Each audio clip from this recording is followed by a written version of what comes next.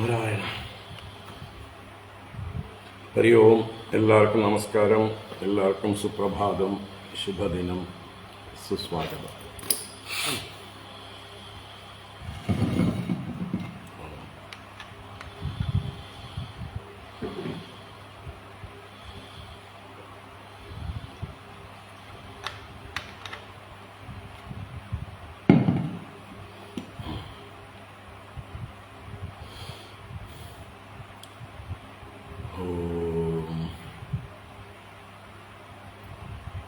ശുക്ലാംബരധരം വിഷ്ണും ശശിവർണം ചതുർഭുജം പ്രസന്നവദനം ധ്യായേത് സർവവിഘ്നോപശാന്തയേ. ഗുരവേ സർവലോകാനാം ഭിഷജേ ഭവരോഗിണാം നിധയേ സർവവിദ്യാനാം ദക്ഷിണാമൂർത്തയേ നമഃ. ജന്മാദ്യസ്യ യതോന്മയാദിതരതശ്ചാർത്ഥേഷ്വഭിജ്ഞസ്വരാട് തേനേ ബ്രഹ്മഹൃദായ ആദികവയേ മുഹ്യന്തി യത്സൂരയഃ. തേജോ വാരിമൃതാം യഥാ വിനിമയോ യത്ര ത്രിസർഗോ മൃഷാ ധാംനാ സ്വേന സദാ നിരസ്തകുഹകം സത്യം പരം ധീമഹി.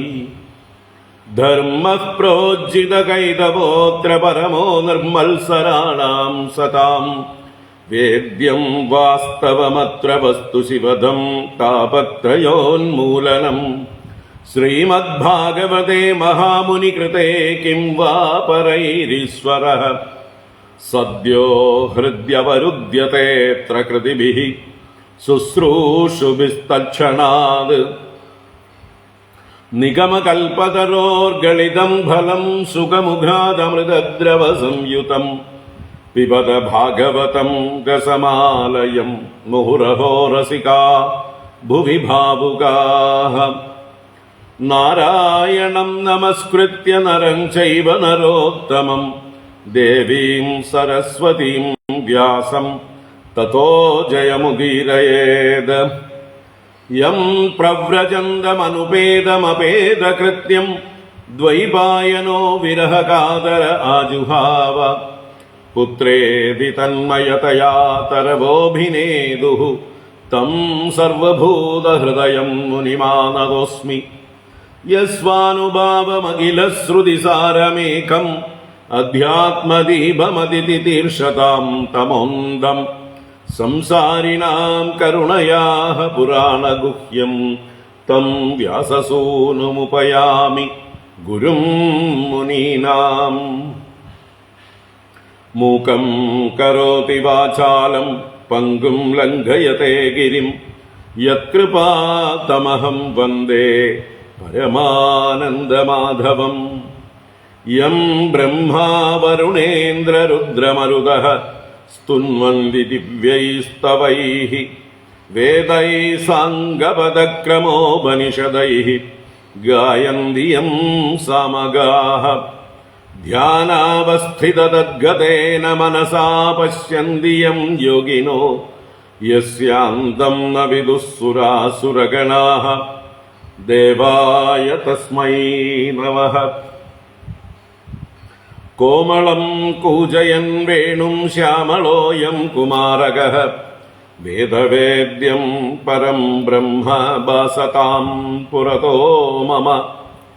ഭൂതൈർമഹദ്ഭിർയയിമാ പുരോ വിഭുഃ നിർമായശേതേ യദമൂഷു പൂരുഷഃ. ഭുങ്ക്തേ ഗുണാൻ ഷോഡശ ഷോഡശാത്മകഃ സോലങ്കൃഷീഷ്ട ഭഗവാൻ വജാംസി മേ. സച്ചിദാനന്ദരൂപായ വിശ്വോത്പത്യാദിഹേതവേ താപത്രയ വിനാശായ ശ്രീകൃഷ്ണായ വയം നുമഃ. കൃഷ്ണായ വാസുദേവായ ഹരയേ പരമാത്മനെ പ്രണതക്ലേശനാശായ ഗോവിന്ദായ നമോ നമഃ. കൃഷ്ണായ വാസുദേവായ ദേവകീനന്ദനായ ച നന്ദഗോപകുമാരായ ഗോവിന്ദായ നമോ നമഃ. നമഃ പങ്കജനാഭായ നമഃ പങ്കജമാലിനേ നമഃ പങ്കജനേത്രായ നമസ്തേ പങ്കജാംഗ്രയേ പീതാംബരം കരവിരാജിത ശംഖചക്രകൗമോദഗീ സരസിജം കരുണാസമുദ്രം രാധാസഹായമതിസുന്ദരമന്ദഹാസം വാതാലയേശമനിശം ഹൃദി ഭാവയാമി വാതാലയേശമനിശം ഹൃദി ഭാവയാമി. ഓം നമോ ഭഗവതേ വാസുദേവായ. ഓം നമോ നാരായണായ. ശ്രീ ഗുരുവായൂരപ്പ ശരണം. ഓം നമഃ പരമഋഷിഭ്യോ നമഃ. പരമഋഷിഭ്യഃ ശ്രീ ഗുരുഭ്യോ നമഃ.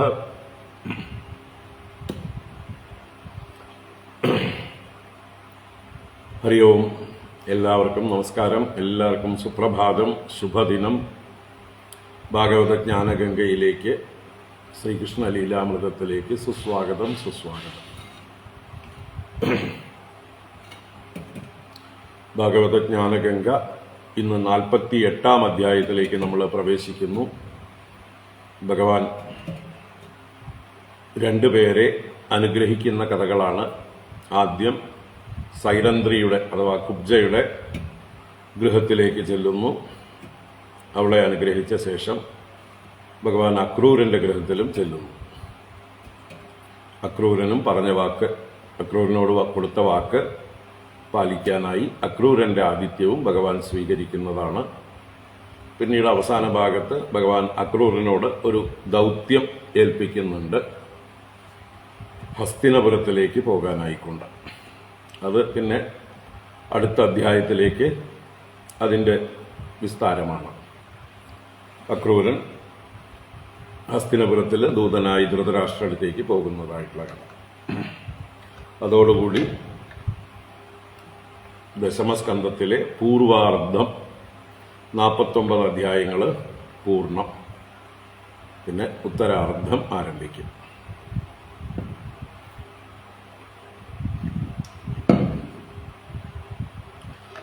നമുക്ക് ആദ്യം 48-ാം അധ്യായം വായിക്കാം. എത്ര ശ്ലോകങ്ങളാണ്? 36 ശ്ലോകങ്ങളേ ഉള്ളൂ. ഓം നമോ ഭഗവതേ വാസുദേവായ. അഥ ശ്രീമദ്ഭാഗവതേ ദശമസ്കന്ധേ പൂർവാർദ്ധേ 48-തമോऽധ്യായഃ. ശ്രീശുക ഉവാച. അഥ വിജ്ഞായ ഭഗവാൻ സർവാത്മാ സർവദർശനഃ സൈരന്ധ്ര്യാഃ കാമതപ്തായാഃ പ്രിയമിച്ഛൻ ഗൃഹം യയൗ. മഹാർഹോപസ്കരൈരാഢ്യം കാമോപായോപബൃംഹിതം മുക്താഗാമപദാഗാഭിർവിതാനശയനാസനൈഃ ധൂപൈഃ സുരഭിർദീപൈഃ സൃഗ്ഗന്ധൈരഭിമണ്ഡിതം ഗൃഹം തമായാന്തം അവേക്ഷ്യ സാസനാത് സദ്യഃ സമുത്ഥായ ഹി ജാതസംഭ്രമാ യതോപസംഗമ്യ സഖീഭിരച്യുതം സഭാജയാമാസ സദാസനാദിഭിഃ തതോദ്ധവ സാധുതയാഭിപൂജിതോ ന്യഷീദതുർവ്യാം അഭിമൃശ്യ ചാസനം കൃഷ്ണോപി തൂർണം ശയനം മഹാധനം വിവേശലോകാചരിതാന്യനുവ്രതഃ സാമജ്ജനാലേപദുകൂലഭൂഷണസ്രഗന്ധതാംബൂലസുധാസവാദിഭിഃ പ്രസാദിതാത്മോപസസാര മാധവം സവ്രീഡലീലോത്സ്മിതവിഭ്രമേക്ഷിതൈഃ आहूय कान्दां नवसङ्गमह्रिया विसङ्गितां कङ्गणभूषिते करे प्रगृह्य शय्याम् अधिवेश्य रामया रेमेऽनुलेपार्पणपुण्यलेशया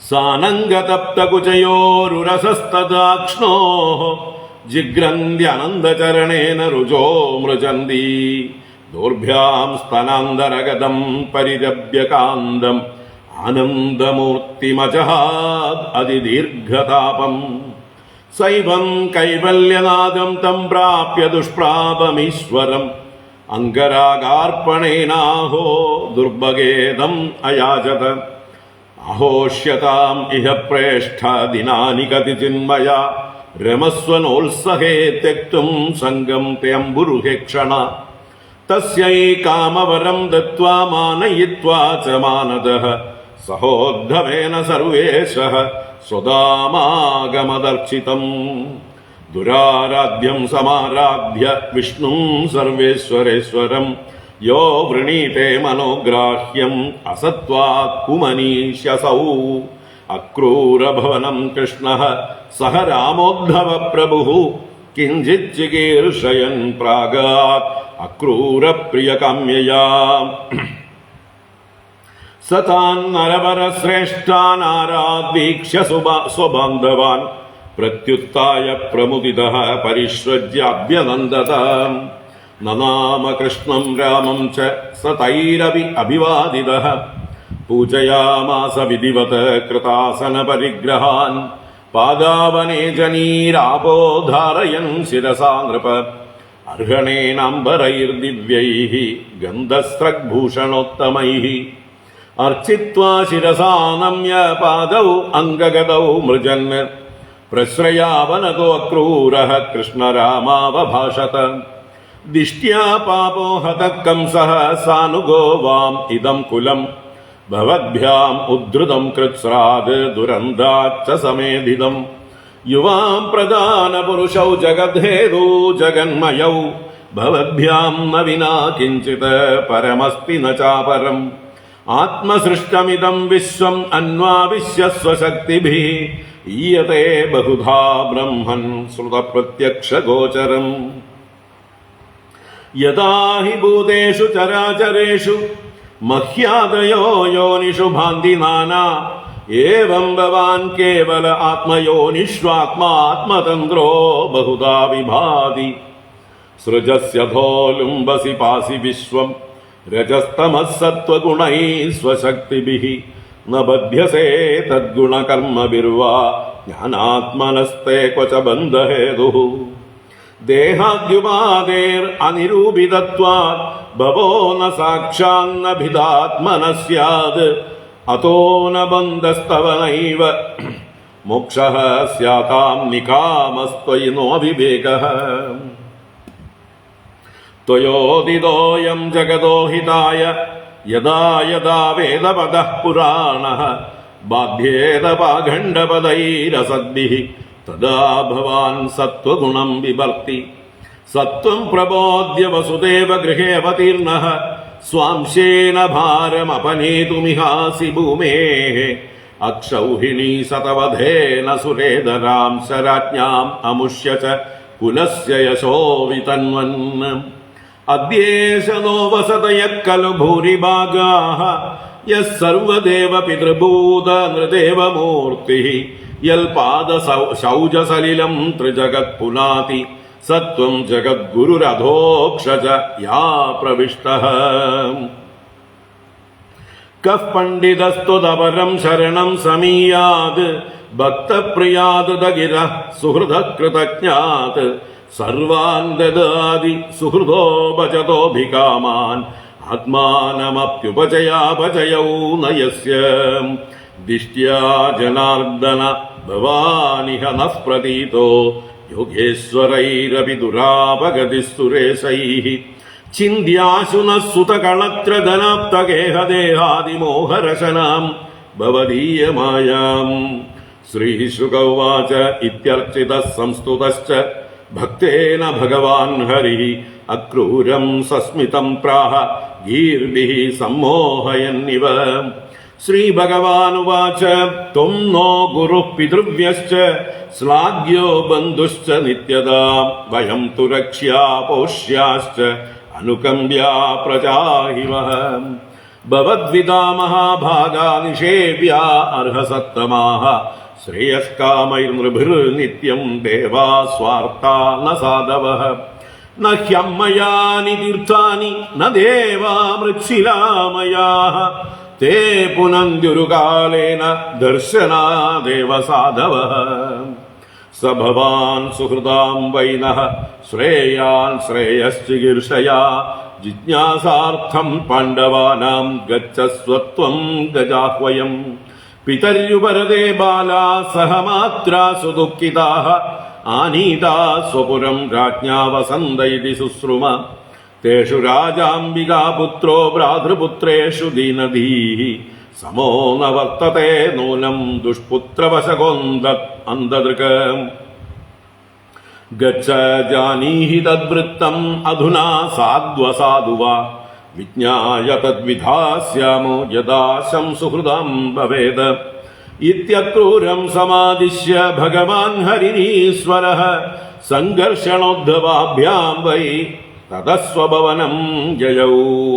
ഹരി ഓം. ഇത് ശ്രീമദ്ഭാഗവതേ മഹാപുരാണേ പാരമഹംസ്യാം സംഹിതായാം ദശമസ്കന്ധേ പൂർവാർദ്ധേ അഷ്ടചത്വാരിംശത്തമോऽധ്യായഃ. സർവത്ര ഗോവിന്ദനാമ സങ്കീർത്തനം. ഗോവിന്ദ ഗോവിന്ദ. നാരായണാഖില ഗുരോ ഭഗവൻ നമസ്തേ. നാരായണാഖില ഗുരോ ഭഗവൻ നമസ്തേ. നാരായണാഖില ഗുരോ ഭഗവൻ നമസ്തേ. ഓം. ഹരി ഓം.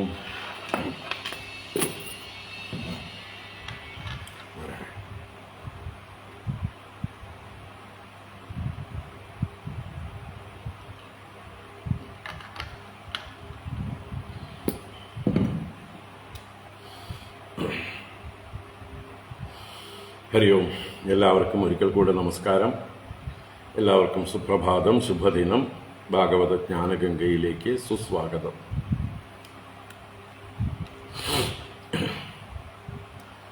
ചൈത്ര നവരാത്രി തുടർന്നുകൊണ്ടിരിക്കുന്നു. നാളെ രാമനവമിയും. എല്ലാവർക്കും ആശംസകൾ. ഹരി ഓം.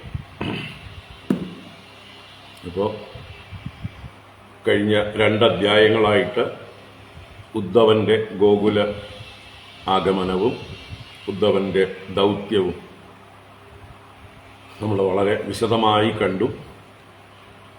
ഗോപികമാരുടെ ഭഗവാനോടുള്ളതായിട്ടുള്ള ആ ഒരു പരമപ്രേമം ഉദ്ധവൻ മനസ്സിലാക്കി. ആ ഗോപികമാരെത്ര ധന്യധന്യകളാണ്. ഈ ലോകത്തിൽ ജീവനെടുത്തിട്ടുള്ള, ശരീരമെടുത്തിട്ടുള്ള ആളുകളിൽ വെച്ച് ഏറ്റവും ധന്യകൾ ഇവർ തന്നെയാണ്. കാരണം ഇവർക്ക് സ്വാഭാവികമായിട്ട് അവരുടെ ബുദ്ധി, അവരുടെ മനസ്സ് ഭഗവാനിൽ തന്നെ ഉറച്ചിരിക്കുന്നു. വേറൊരു വിഷയചിന്തയും അവർക്ക് വരുന്നില്ല. സദാ സർവത്ര എവിടെ പോയാലും എന്ത് കണ്ടാലും എല്ലാറ്റിലും ആ ഭഗവാനെ കാണാനുള്ളതായിട്ടുള്ള ഒരു ഭാവം, സർവാത്മഭാവം ഈ ഗോപികമാർക്കുണ്ടായിരിക്കുന്നു എന്ന് കണ്ട് അവരെ സ്തുതിച്ച് പഞ്ചരത്നം എന്ന് പറയുന്ന അതിഗംഭീര സ്തുതികൾ നമ്മൾ കണ്ടു. 5 ഗംഭീര ശ്ലോകങ്ങളെ കൊണ്ട് സ്തുതിച്ച് അവസാനത്തെ ഒരു ശ്ലോകം കൊണ്ട് നമസ്കരിച്ചു. അവരുടെ പാദധൂളികളെ, അവരുടെ പാദത്തെ നമസ്കരിക്കാനുള്ള യോഗ്യത ഉണ്ടാവാൻ വേണ്ടി അവരുടെ പാദധൂളികളെ നമസ്കരിച്ചു. അവരുടെ പാദധൂളികൾ സ്പർശമേൽക്കാൻ വേണ്ടി ആ വൃന്ദാവനത്തിലെ എന്തെങ്കിലും ഒരു പുല്ലോ ചെടിയോ എന്തെങ്കിലും ഒരു കല്ലോ മണ്ണോ ആയിട്ടോ എങ്കിലും ഭവിക്കാൻ ആഗ്രഹിക്കുന്നു എന്ന് പ്രാർത്ഥിച്ചു അദ്ദേഹം. അങ്ങനെയുള്ള ആ ഗോപികമാരെ നമസ്കരിച്ച്, ഗോപികമാരുടെ പാദങ്ങളെ നമസ്കരിച്ച്, പാദധൂളികളെ നമസ്കരിച്ച്, വന്ദേ നന്ദവ്രജസ്ത്രീണാം പാദരേണുമഭീക്ഷ്ണസഃ യാസാം ഹരിഗതോദ്ഗീതം പുനാതി ഭുവനത്രയം എന്ന് പറഞ്ഞ് നമസ്കരിച്ച് യശോദാ നന്ദഗോപന്മാരാദികളോടൊക്കെ യാത്ര പറഞ്ഞ് അവരൊക്കെ കൊടുത്ത സമ്മാനങ്ങൾ ഏറ്റുവാങ്ങി തിരിച്ച് അവരുടെ ഒരു പ്രാർത്ഥനയുണ്ടായി. അതുകൂടി നമ്മൾ മറക്കാതിരിക്കാൻ അല്ലേ. ആ നന്ദാദികൾ ഉദ്ധവനോട് പ്രാർത്ഥിച്ചു. ഉദ്ധവനെ ഒരു ഗുരുസ്ഥാനീയനായി കണ്ടുകൊണ്ട് ആ ഗുരുവിൻ്റെ അനുഗ്രഹം ഉണ്ടാവണം, ഈശ്വര അനുഗ്രഹവും ഉണ്ടാകണം, ഭഗവാന്റെ കാരുണ്യം ഉണ്ടാകണം. അതിനുവേണ്ടി എല്ലാം മനസ്സിൻ്റെ വൃത്തികളും അതുപോലെ വാക്കിൻ്റെ പ്രവൃത്തികളും കായവും എല്ലാം ഭഗവത് പ്രവൃത്തിയിൽ മുഴുകണം. മനസോ വൃത്തയോ നസ്യുഃ കൃഷ്ണപാദാംബുജാശ്രയാഃ വാചോ അഭിദായിനീർനാംനാം കായസ്തത്പ്രഹ്വണാദിഷു കർമ്മഭിർഭ്രാമ്യമാണാനാം യത്ര ക്വാപീശ്വരേച്ഛയാ മംഗളാചരിതൈർദാനൈഃ ഹൃതിർനഃ കൃഷ്ണ ഈശ്വരേ. അപ്പോ അവരവരുടെ കർമ്മങ്ങളെ കൊണ്ട് സ്വർഗ നരക ഭൂമി മുതലായ ലോകങ്ങളിൽ കറങ്ങിക്കൊണ്ടിരിക്കുന്നവരായിട്ടുള്ള ഞങ്ങൾക്ക് ഈശ്വര ഇച്ഛ കൊണ്ടാണ് ഇങ്ങനെ കറങ്ങിക്കൊണ്ടിരിക്കുന്നത്, അല്ലെങ്കിൽ നമ്മുടെ കർമ്മഫലം കൊണ്ടാണ്. രണ്ടും ഒന്ന് തന്നെയാണ്. നമ്മുടെ കർമ്മഫലത്തിനനുസരിച്ച് ഈശ്വരൻ നമ്മളെ അനുഗ്രഹിക്കുന്നു. അപ്പോൾ അങ്ങനെ കറങ്ങുമ്പോഴും ഞങ്ങൾ ചെയ്യുന്ന മംഗളാചരിതങ്ങളും ദാനങ്ങളും കൊണ്ട് ഈശ്വരനായ കൃഷ്ണനിൽ ഞങ്ങൾക്ക് രതി ഉണ്ടാകണേ. ഞങ്ങളുടെ എല്ലാ പ്രവൃത്തികളും ആ കൃഷ്ണനെ ഓർത്തുകൊണ്ടാവണേ, കൃഷ്ണനിൽ സമർപ്പിതമാവണേ എന്നുള്ള അവരുടെ പ്രാർത്ഥനയോടുകൂടെയാണ് അവർ ഉദ്ധവനെ യാത്രയാക്കിയത്. ആ ഉദ്ധവൻ മധുരയിലേക്ക് തിരിച്ചു വന്ന് കൃഷ്ണനെ നമസ്കരിച്ച് ആ വ്രജവാസികളുടെ ഭഗവാനോടുള്ളതായിട്ടുള്ള ഭക്തി ഉദ്രേകം, ആ ഭക്തിയുടെ പാരമ്യത്തെക്കുറിച്ച് പറഞ്ഞുകൊടുത്തു. അതുപോലെ അവർ കൊടുത്തയച്ച സമ്മാനങ്ങളൊക്കെ വസുദേവർക്കും രാമനും ഉഗ്രസേന രാജാവിനും എന്തെല്ലാം കൊടുത്തു വിട്ടുവോ അതെല്ലാം കൊടുത്തു. കൃഷ്ണന് കൊടുക്കാനുള്ളത് കൃഷ്ണനും കൊടുത്തു. അങ്ങനെ 2 അധ്യായം കൊണ്ട് ഉദ്ധവദൂത പൂർണ്ണമായി. ഇനി നമ്മൾ തുടരുന്നത് 48-ാം അധ്യായം. ഭഗവാൻ 2 പേർക്ക് മധുര പ്രവേശ സമയത്ത് വാഗ്ദാനം ചെയ്തിരുന്നു, നിങ്ങളുടെ ഗൃഹങ്ങളിൽ വന്നോളാം എന്ന്. ഒന്ന് അക്രൂരനാണ്. അക്രൂരൻ തന്നെയാണ് ഇവരെ മധുരാപുരിയിലേക്ക് കൊണ്ടുവന്നത്. അപ്പൊ തന്നെ അദ്ദേഹം കയ്യോടെ കൊണ്ടുപോകാൻ ഉദ്ദേശിച്ചതാണ് അദ്ദേഹത്തിന്റെ ഗൃഹത്തിലേക്ക്. പക്ഷേ ഭഗവാനും ബലരാമസ്വാമിയും ഈ വന്ന കാര്യങ്ങളൊക്കെ കഴിഞ്ഞിട്ട് അങ്ങയുടെ ഗൃഹത്തിൽ സമാധാനമായിട്ട് വന്നോളാം എന്ന് വാഗ്ദാനം ചെയ്ത് അദ്ദേഹത്തെ അയക്കുകയായിരുന്നു. അതുപോലെ മധുരാപുരി സന്ദർശന സമയത്ത് ആ സൈരന്ധ്രി, കംസന് കുറിക്കൂട്ടുകൾ ഉണ്ടാക്കുന്ന ആ കുബ്ജ, 3 കൂനുള്ളവൾ, അവളുടെ കയ്യിൽ നിന്ന് ആ കുറിക്കൂട്ടുകൾ സ്വീകരിച്ച് അവളുടെ വൈരൂപ്യം മാറ്റിക്കൊടുത്ത ഭഗവാൻ അവളുടെ ക്ഷണം ഉണ്ടായപ്പോൾ തന്റെ ഗൃഹത്തിലേക്ക് അവൾ ലജ്ജാപൂർവം ഭഗവാനെ ക്ഷണിച്ചു. ഭഗവാൻ പറഞ്ഞു, ഞാൻ വരാം, ഇപ്പോൾ വന്ന കാര്യങ്ങൾ ആദ്യം കഴിയട്ടെ, എന്നിട്ട് നിന്റെ ഗൃഹത്തിലേക്ക് വരാമെന്ന് ഭഗവാൻ വാക്ക് പറഞ്ഞിരുന്നു. അപ്പോൾ ആ വാക്ക് പാലിക്കാനായിക്കൊണ്ട് ഭഗവാൻ ഈ 2 പേരെയും അനുഗ്രഹിക്കാനായിട്ട് തീരുമാനിച്ചു. ആദ്യം ആ സൈരന്ധ്രിയുടെ ഗൃഹത്തിലേക്കാണ് ഭഗവാൻ ഉദ്ധവനോട് കൂടിയിട്ടാണ് പോകുന്നത്. തന്റെ കൂട്ടുകാരനായ അല്ലെങ്കിൽ മന്ത്രിയായ ഉദ്ധവനെ തുണയായി കൂട്ടിക്കൊണ്ടാണ് പോകുന്നത്. അപ്പോൾ ഉദ്ധവനും നമുക്കും എല്ലാവർക്കും ഭഗവാൻ കാണിച്ചു തരികയാണ്, ആര് എന്നെ എങ്ങനെ ഭജിക്കുന്നുവോ അവരെ ഞാൻ അങ്ങനെ അനുഗ്രഹിക്കുമെന്ന്. ഗീതയിലൂടെ ഭഗവാൻ അത് പ്രഖ്യാപിച്ചിട്ടുണ്ട്. യേ യഥാ മാം പ്രപദ്യന്തേ താം തഥൈവ ഭജാമ്യഹം. യേ യഥാ മാം പ്രപദ്യന്തേ, ആര് എപ്രകാരം എന്നെ ആശ്രയിക്കുന്നുവോ, ശരണം പ്രാപിക്കുന്നുവോ, താൻ അവരെ തഥായേവ, അവര് ഉദ്ദേശിച്ച പ്രകാരം തന്നെ, ഭജാമി അഹം, ഞാൻ അവരെയും തിരിച്ചും ഭജിക്കുന്നു. എന്നുവെച്ചാൽ അവർ ആഗ്രഹിച്ച കാര്യങ്ങളെ അനുഗ്രഹിച്ചു കൊടുക്കുന്നു. അപ്പൊ ആർക്ക് എന്നിൽ നിന്ന് എന്തിനു വേണ്ടിയും എന്നെ അപേക്ഷിക്കാം. ധർമ്മ അർത്ഥ കാമ മോക്ഷങ്ങൾ 4 പുരുഷാർത്ഥങ്ങളുടെയും മൂർത്തിയാണ് ഞാൻ. അപ്പൊ ധർമാർത്ഥമായിട്ട് എന്നെ ഭജിക്കാം, അർത്ഥാർത്ഥമായി എന്നെ ഭജിക്കാം, കാമാർത്ഥമായി എന്നെ ഭജിക്കാം, മോക്ഷാർത്ഥമായും ഭജിക്കാം. ഒരു മടിയും വേണ്ട. എല്ലാറ്റിൻ്റെയും ഒരു ഓൾ ഇൻ വൺ അവൈലബിൾ ആയിട്ടുള്ള ഒരു സോഴ്സാണ്, അഥവാ ഒരു സൂപ്പർ മാർക്കറ്റാണ് ഭഗവാൻ. മറ്റ് ഓരോരോ ദേവതകൾ ഓരോ കാര്യങ്ങൾക്ക് വേണ്ടി ഭജിക്കാൻ കൊള്ളാം.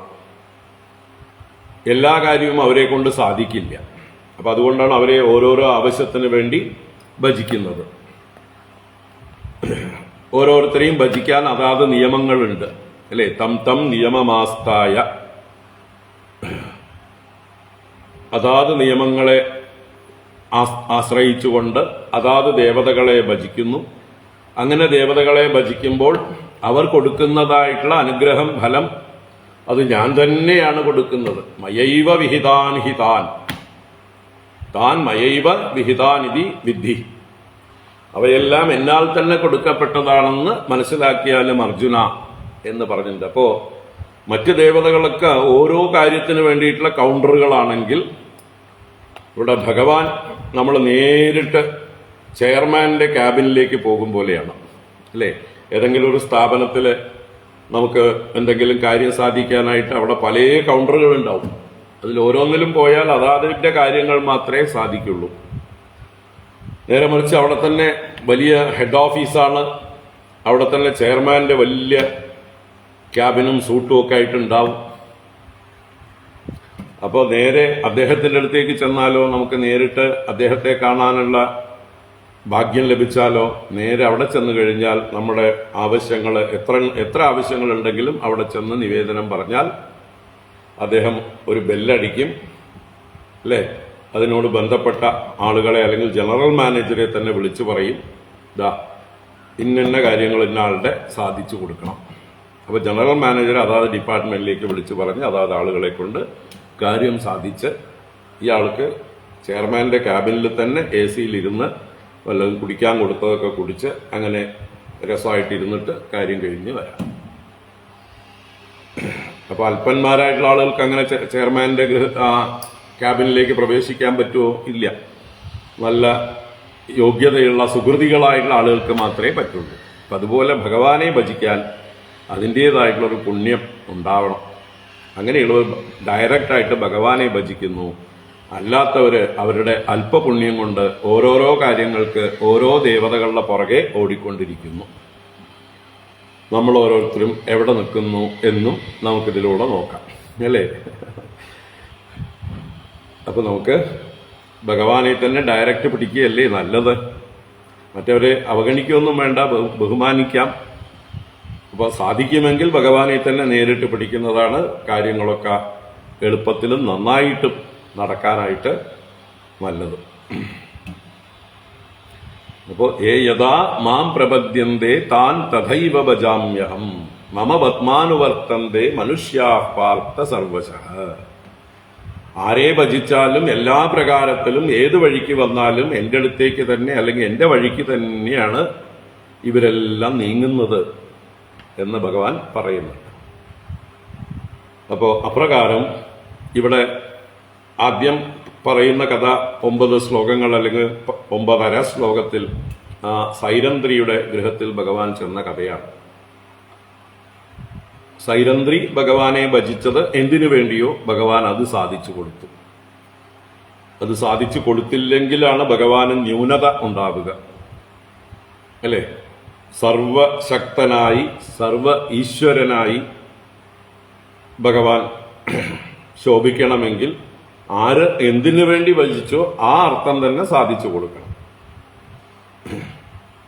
അവിടെ ഒരു അർത്ഥാർത്ഥിയാണ് സൈരന്ധ്രി. അവളുടെ അർത്ഥം, അവൾക്ക് വേണ്ട പ്രയോജനം ഭഗവാനുമായിട്ട് എന്താ പറയുക, ഒരു കുറച്ചു നേരം അല്ലെങ്കിൽ കുറച്ച് ദിവസങ്ങൾ ഭഗവാനുമായിട്ട് ദാമ്പത്യ ക്രീഡകളിൽ ഏർപ്പെടണം, അത്രയേ ഉള്ളൂ. അവൾക്ക് പെർമനന്റായിട്ട് ഭഗവാനെ തന്നെ ഭർത്താവായി വേണമെന്നൊന്നും അവൾ ആഗ്രഹിക്കുന്നില്ല. അങ്ങനെ പറഞ്ഞിട്ടില്ല അവിടെ. അവളൊരു ദേവദാസി എന്നുള്ള പോലെയാണ്. അതാണ് സൈരന്ധ്രി എന്ന് പറയുന്നത്. അവിടുത്തെ രാജാവിന്റെ ദാസിയാണ്. അപ്പൊ ദാസിയായിട്ടുള്ള അവൾക്ക് ഭഗവാനെ പെർമനന്റായിട്ട് തന്റെ വീട്ടിൽ തളച്ചിടണമെന്നൊന്നും തോന്നിയിട്ടില്ല. തന്റെ ആഗ്രഹം സാധിക്കണം, അത് കഴിഞ്ഞാൽ തനിക്ക് തൃപ്തിയായി കഴിഞ്ഞാൽ ഭഗവാന് പോകാം. അപ്പൊ അവൾ എന്താണോ ആഗ്രഹിച്ചത് അത് സാധിച്ചു കൊടുക്കുകയാണ് ഭഗവാൻ ചെയ്യുന്നത്. ഇവിടെ ഭാഗവതത്തില് ഭഗവാൻ ഇവൾക്കൊരു പുത്രനെ കൊടുത്തു എന്നുള്ളത് പറഞ്ഞിട്ടില്ല, മറ്റ് പല പുരാണങ്ങളിലും സൂചിപ്പിച്ചിട്ടുണ്ട്. അതുപോലെ നാരായണീയകാരൻ അത് മറ്റ് പുരാണങ്ങളിൽ നിന്ന് എടുത്ത് അദ്ദേഹത്തിന്റെ ഈ ഭാഗത്ത് സൂചിപ്പിച്ചിട്ടുണ്ട്. ഉപശ്ലോകൻ എന്നു പേരുള്ള ഒരു പുത്രനെ കൂടി സൈരന്ധ്രിക്ക് ഭഗവാൻ കൊടുത്തു എന്ന്. അവളുടെ ആഗ്രഹങ്ങളൊക്കെ സാധിച്ചു കൊടുത്തു. അപ്പോൾ ആ കഥയിലേക്ക് നമുക്ക് പോകാം. ഇതാരാണെന്ന് മനസ്സിലാക്കിയിട്ട് വേണം നമ്മൾ. കൃഷ്ണസ്തു ഭഗവാൻ സ്വയം, ഭഗവാനാണ്. എല്ലാവർക്കും വേണ്ടതൊക്കെ കൊടുക്കുന്ന ആള് ഭഗവാൻ തന്നെയാണ്. ആർക്കും, ബ്രഹ്മദേവന് കൊടുക്കുന്നതും മഹാദേവന് കൊടുക്കുന്നതും ഇന്ദ്രന് കൊടുക്കുന്നതും മറ്റ് ദേവന്മാർക്കൊക്കെ കൊടുക്കുന്നതും ഇതേ ഭഗവാൻ തന്നെയാണ്. ലോകത്തിൽ ആരെന്ത് വേണമെന്ന് വിചാരിച്ചാലും കൊടുക്കുന്നത് ഭഗവാൻ തന്നെയാണ്. അപ്പോൾ നമ്മൾ എന്താ വേണ്ടതെന്ന് ഡിസൈഡ് ചെയ്യേണ്ടത് നമ്മളാണ്. ഒരു മിനിറ്റ്.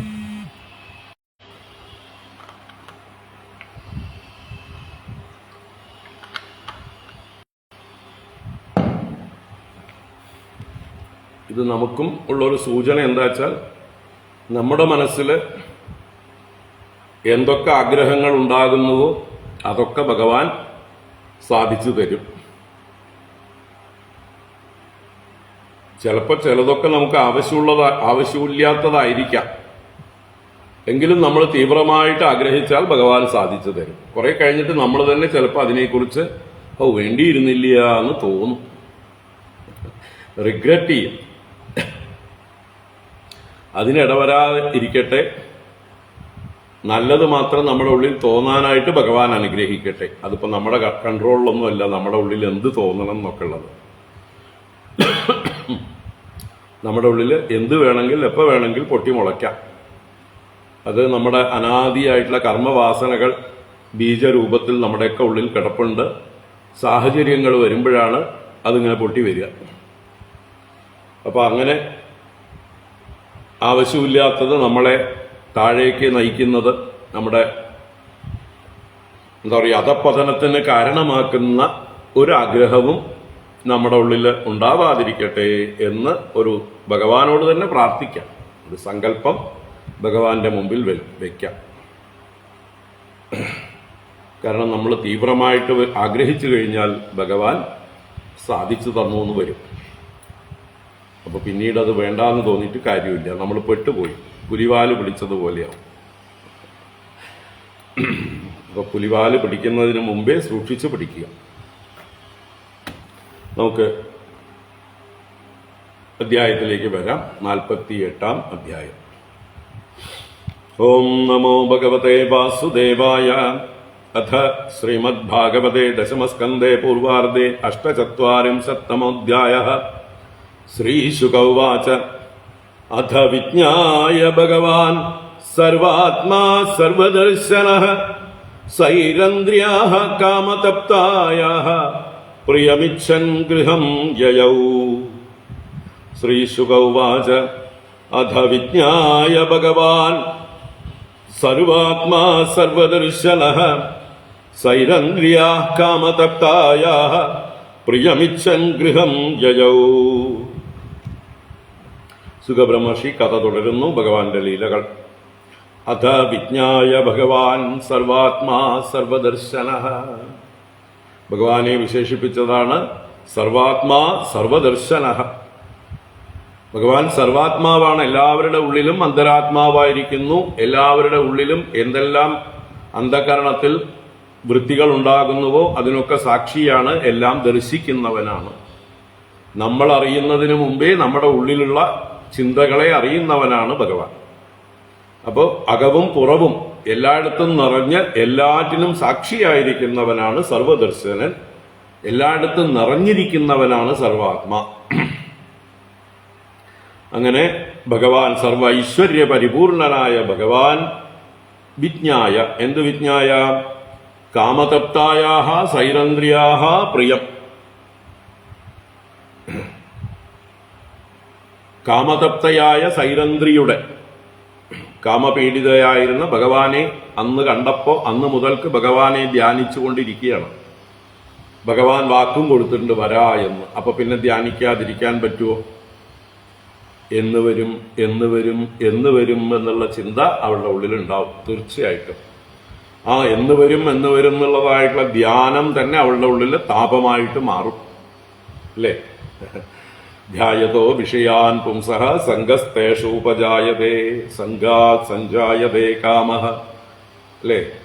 ഇവിടെ ഇപ്പോൾ കാമത്തിന് തടസ്സമൊന്നും ഉണ്ടായിട്ടില്ല. കാമത്തിന്റെ തടസ്സം കാലമാണ്, ദൂരമാണ്. അതിനുവേണ്ടി കാത്തിരിക്കുകയാണ്. അതുകൊണ്ട് ക്രോധമായി മാറിയിട്ടില്ല, ആകെ കാമതപ്തയാണ്, വിരഹതപ്തയാണ്. ഭഗവാൻ പറഞ്ഞ വാക്ക് പാലിക്കാമെന്ന് പറഞ്ഞിട്ടുണ്ടല്ലോ, വരാമെന്ന് പറഞ്ഞിട്ടുണ്ടല്ലോ. തീർച്ചയായിട്ടും വരും വരും വരും. അപ്പൊ സൈരന്ധ്രി എന്ത് ദോഷമുള്ളവളാണെങ്കിലും അവളുടെ പൂർവകർമ്മ വാസനകൾ കൊണ്ടാണല്ലോ അവൾ അങ്ങനെ ഒരു ജന്മമെടുത്തത്. ദേവദാസിയായി, കംസന്റെ ഭൃത്യയായി, കംസന് കുറിക്കൂട്ടുകൾ ഉണ്ടാക്കി കൊടുക്കുന്നവളായി വന്നത്. അപ്പൊ അതിന് അവളുടെ പൂർവകർമ്മങ്ങളുടെ ഫലമാണത്. അപ്പൊ ഏതൊക്കെയോ പാപം ചെയ്തിട്ടുണ്ട്, പാപം. പക്ഷെ അത് നല്ലതിനായി. അവൾ ചെയ്ത പാപങ്ങൾ കൊണ്ടാണ് അവൾക്ക് ഈ ഒരു കൂനിയായിട്ടുള്ള സൈരന്ധ്രിയായിട്ട് കംസന്റെ ദാസിയായിട്ടൊക്കെ വരാൻ പറ്റിയതെങ്കിലും പിന്നീട് അവൾക്ക് അവളുടെ നല്ല മനസ്സായതുകൊണ്ട് ഭഗവാന്റെ ദർശനം ആദ്യം ലഭിച്ചു, ഭഗവാന്റെ സ്പർശനം ലഭിച്ചു, ഭഗവാന്റെ അനുഗ്രഹം കൊണ്ട് തന്റെ കൂനെല്ലാം നിവർന്ന് സുന്ദരിയായി മാറി. ഭഗവാൻ വാഗ്ദാനവും ചെയ്തു, ഞാൻ വന്നുകൊള്ളാം, നിന്റെ ഗൃഹത്തിൽ വന്നുകൊള്ളാമെന്ന്. അപ്പൊ നല്ല ഭാഗ്യവതിയാണെന്നറിയാം. മുമ്പ് എന്ത് പാപം ചെയ്താലും അത് പുണ്യത്തിനായി അല്ലെങ്കിൽ ഈശ്വര അനുഭവത്തിനായിട്ട് ഭവിച്ചു. അപ്പോ നിരന്തരം ഭഗവാനെ തന്നെ ധ്യാനിച്ച് തപ്തയാണവൾ. അതാണ് ഇവിടുത്തെ കാമതപ്തായാഹ സൈരന്ധ്രിയാഹ പ്രിയം. ആ സൈരന്ധ്രിയുടെ ഇഷ്ടത്തെ, പ്രിയത്തെ ഇച്ഛൻ എന്ന് പറഞ്ഞാൽ കർത്തും ഇച്ഛൻ എന്നർത്ഥം. അവൾക്ക് അവളുടെ പ്രിയത്തെ അറിഞ്ഞ് ആ പ്രിയത്തെ ചെയ്യുവാനായിട്ട് ആഗ്രഹിച്ചുകൊണ്ട്. തന്നെ നിരന്തരം ഭജിക്കുന്ന ഭക്ത നിരാശയാവാൻ പാടുള്ളതല്ല. അപ്പോ അവളുടെ ഗൃഹത്തിലേക്ക് ഗൃഹം സൈരന്ധ്രിയുടെ ഗൃഹത്തിലേക്ക് ഭഗവാൻ ചെന്നു. എങ്ങനെ ചെന്നു, എന്ത് ചെയ്തു എന്നൊക്കെ തുടർന്ന് പറയണു. മഹാർഹോപസ്കരൈരാഢ്യം കാമോപായോപബൃംഹിതം മുക്താദാമപതാഗാഭിഃ വിതാനശയനാസനൈഃ ധൂപൈഃ സുരഭിർദീപൈഃ സ്രഗ്ഗന്ധൈരഭിമണ്ഡിതം. മഹാർഹോപസ്കരൈരാഢ്യം കാമോപായോപബൃംഹിതം മുക്താദാമപതാഗാഭിഃ വിതാനശയനാസനൈഃ ധൂപൈഃ സുരഭിർദീപൈഃ സ്രഗ്ഗന്ധൈരഭിമണ്ഡിതം. അപ്പോ ഭഗവാൻ വരും വരും വരും എന്ന് കാത്തിരിക്കുന്ന സൈരന്ധ്രി എന്നും തന്റെ ഗൃഹം അലങ്കരിച്ചു വെക്കും. ഭഗവാൻ വരും, ഭഗവാൻ വരും, ഇന്ന് വരും ഭഗവാൻ, ഇന്ന് വരും എന്നുള്ള പ്രതീക്ഷയോടെ എന്നും ഉത്സവം പോലെ ഗൃഹം അലങ്കരിച്ചു വെച്ചിട്ടുണ്ട്. അതാണ് അവിടെ എന്തൊക്കെയാണ് അവിടെ വീട്ടിലുള്ളത് എന്ന് പറയുന്നു. മഹാർഹ ഉപസ്കരൈഹി ആഢ്യം. മഹാർഹം എന്ന് പറഞ്ഞാൽ അമൂല്യമായത്, വിലമതിക്കാനാവാത്തത്. എന്താണ് ഉപസ്കരങ്ങൾ എന്ന് പറഞ്ഞാൽ ഉപകരണങ്ങൾ, വീട്ടുപകരണങ്ങൾ, ഇരിക്കാനുള്ളതായിട്ടുള്ള ആസനങ്ങൾ, കിടക്കാനുള്ള ശയനങ്ങൾ, അതുപോലെ തന്നെ മറ്റ് ഉപയോഗിക്കുന്നതായിട്ടുള്ള എന്തെല്ലാം ഉപകരണങ്ങളുണ്ടോ ഗൃഹത്തില് എല്ലാം വിലമതിക്കാനാവാത്തത്. കാരണം കാലങ്ങളായി കംസനെ സേവിക്കുന്നു. ആ കംസന്റെ പ്രിയപ്പെട്ട ബ്യൂട്ടീഷ്യനാണ്. നല്ല കോസ്റ്റ്ലി ആയിട്ടുള്ള ദ്രവ്യങ്ങളാണ് നന്നായിട്ട് സുഗന്ധത്തോടുകൂടി കംസൻ ഉണ്ടാക്കി കൊടുക്കുന്നത്. അപ്പൊ തീർച്ചയായിട്ടും നല്ല വരുമാനം ഉണ്ടാവും. കംസൻ ഇടയ്ക്കിടയ്ക്ക് പ്രീതിപ്പെട്ട് പട്ടും വളയും സമ്മാനങ്ങളും നാണയത്തുട്ടുകളും ഒക്കെ കൊടുക്കുന്നുണ്ടാവും. അങ്ങനെ ധനികയാണവൾ, ആഢ്യയാണ്. അതാണ് ഇവിടെ മഹാർഹ ഉപസ്കരൈഹി ആഢ്യം. എല്ലാ ഉപകരണങ്ങളും വളരെ വിലമതിക്കാനാവാത്തത്. അങ്ങനെയുള്ളത് കൊണ്ട് അലങ്കൃതം, സമ്പന്നം എന്നൊക്കെ അർത്ഥം ആഢ്യം. കാമ ഉപായ ഉപബൃംഹിതം. കാമോപായ ഉപബൃംഹിതം എന്ന് വെച്ചാൽ ആഗ്രഹങ്ങൾ സാധിക്കാനായിട്ടുള്ള വസ്തുക്കളെ കൊണ്ട് നിറഞ്ഞത്. എന്ത് ആഗ്രഹമുണ്ടോ അത് സാധിക്കാനുള്ള വസ്തു അവിടെ. കാമത്തിനുള്ള ഉപായം എന്ന് പറഞ്ഞാൽ മാർഗമാണല്ലോ. അപ്പൊ കാമപൂർത്തീകരണത്തിനുള്ള ഉപായം കൊണ്ട് ഉപബൃംഹിതം എന്ന് പറഞ്ഞാല് സമൃദ്ധം, നിറഞ്ഞത്, ബൃംഹണം ചെയ്യപ്പെട്ടത്, വലുതാക്കപ്പെട്ടത് എന്നൊക്കെ അർത്ഥം. അപ്പൊ എല്ലാ ലക്ഷറീസും അവിടെ ഉണ്ട്. കുടിക്കാനുള്ളതായിട്ടുള്ള പാനീയങ്ങള് പലതരത്തില്, കഴിക്കാനുള്ളതായിട്ടുള്ള പഴങ്ങള് പലതരത്തില്, അലങ്കാരങ്ങൾ ചാർത്താനുള്ള ചന്ദനം മുതലായിട്ടുള്ള സുഗന്ധദ്രവ്യങ്ങൾ. പിന്നെ അവൾ അതിന്റെ ഹോൾസെയിലറാണ്. പൂക്കള് ഇഷ്ടം പോലെ ഉണ്ടാവും, മാലകളും മറ്റുമൊക്കെ ആയിട്ട്. ചെന്നിരുന്നാൽ സുഖമായിരിക്കാനുള്ളതായിട്ടുള്ള ആസനങ്ങളും മെത്തകളും ആലവട്ടങ്ങളും വെഞ്ചാമരങ്ങളും എന്ന് പറഞ്ഞ പോലെ വീശിക്കൊടുക്കാൻ ആളുകളും എല്ലാം ഉണ്ടാവും. അപ്പോൾ എന്താ പറയുക, എല്ലാ സൗകര്യങ്ങളും നിറഞ്ഞതാണ്.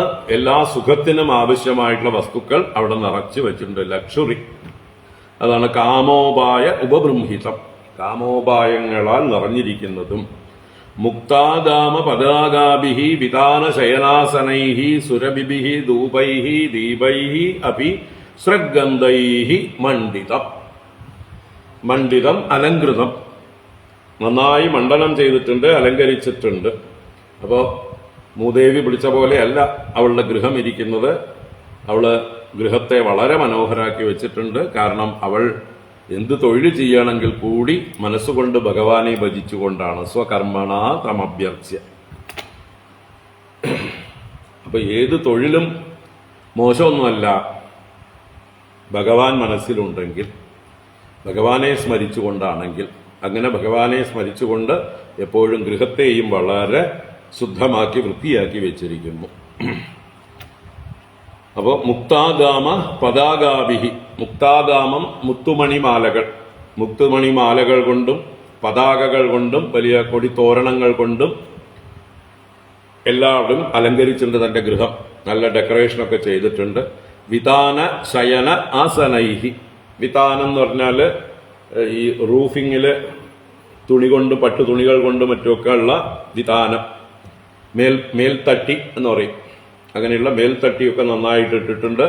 അതിലും ഡെക്കറേഷൻ ഉണ്ട്, അതിലും മുത്തുമണികളും മറ്റുമൊക്കെ ഞാത്തിയിട്ടിട്ടുണ്ട്. അതുപോലെ ശയനം എന്ന് പറഞ്ഞാൽ മെത്തകൾ നന്നായിട്ട് വിരിച്ചു വെച്ചിട്ടുണ്ട്, പട്ടുവസ്ത്രങ്ങളെ കൊണ്ട് നല്ല മൃദുവായിട്ടുള്ള മെത്തകൾ. ആസനങ്ങൾ, ഇരിക്കാനുള്ള പീഠങ്ങൾ, കസേരകൾ, അതൊക്കെ നന്നായിട്ട് അലങ്കരിച്ചു വെച്ചിട്ടുണ്ട്. വിധാന ശയനാസനൈഹി സുരഭിഭിഹി ധൂപൈഹി, നല്ല സുരഭിയുള്ള ധൂപം, സുഗന്ധ ധൂപങ്ങൾ പുകച്ചു വെച്ചിട്ടുണ്ട്. അപ്പൊ വീട്ടിലേക്ക് പ്രവേശിക്കുമ്പോൾ ഒരു ദുർഗന്ധവും ഉണ്ടാവില്ല. അവിടേക്ക് പ്രവേശിക്കുമ്പോൾ തന്നെ ഒരു നല്ല എന്താ പറയുക, പോസിറ്റീവായിട്ടുള്ളൊരു ഫീലിംഗ് അല്ലേ, നല്ല മൂഡ് ക്രിയേറ്റ് ചെയ്യാം. അതാണ് നല്ല സുരഭിഭിഹി ധൂപൈഹി ദീപൈഹി അഭി, ആവശ്യത്തിന് വേണ്ടിടത്തൊക്കെ വിളക്ക് കൊളുത്തി വെച്ചിട്ടുണ്ട്, എവിടെയും അന്ധകാരമില്ല. സ്രഗന്ധൈഹി, സ്രക്ക് ഗന്ധം, സ്രക്ക് എന്ന് പറഞ്ഞാൽ മാലകൾ ഞാത്തിയിട്ടിട്ടുണ്ട്, പലയിടത്തും പൂമാലകൾ തൂക്കിയിട്ടുണ്ട്. ഗന്ധങ്ങൾ കൊണ്ട്, ചന്ദനം മുതലായ ഗന്ധങ്ങളെ കൊണ്ടും അവിടെ അലങ്കരിച്ചിട്ടുണ്ട്, അല്ലെങ്കിൽ തളിച്ചിട്ടുണ്ട്, തുളച്ചിട്ടുണ്ട് എന്നൊക്കെ പറയാം അല്ലേ. നമ്മളൊക്കെ ഇപ്പോൾ റൂം സ്പ്രേ ഒക്കെ അടിക്കും. അപ്പോൾ അതുപോലെ റൂമിന് ഗന്ധം ഉണ്ടാവാൻ വേണ്ടിയിട്ട് വിവിധ ദ്രവ്യങ്ങൾ അവിടെ വെച്ചിട്ടുണ്ട്. അങ്ങനെ എല്ലാം കൊണ്ടും അലങ്കൃതം മണ്ഡിതം. അപ്പൊ തൻ്റെ ആ സ്വഭാവത്തിനനുസരിച്ച് ലക്ഷറിയായിട്ട് എല്ലാ കാമോദ്ദീപകങ്ങളായിട്ടുള്ള വസ്തുക്കളെ കൊണ്ട് നിറഞ്ഞതാണ് ഈ സൈരന്ധ്രിയുടെ ഗൃഹം.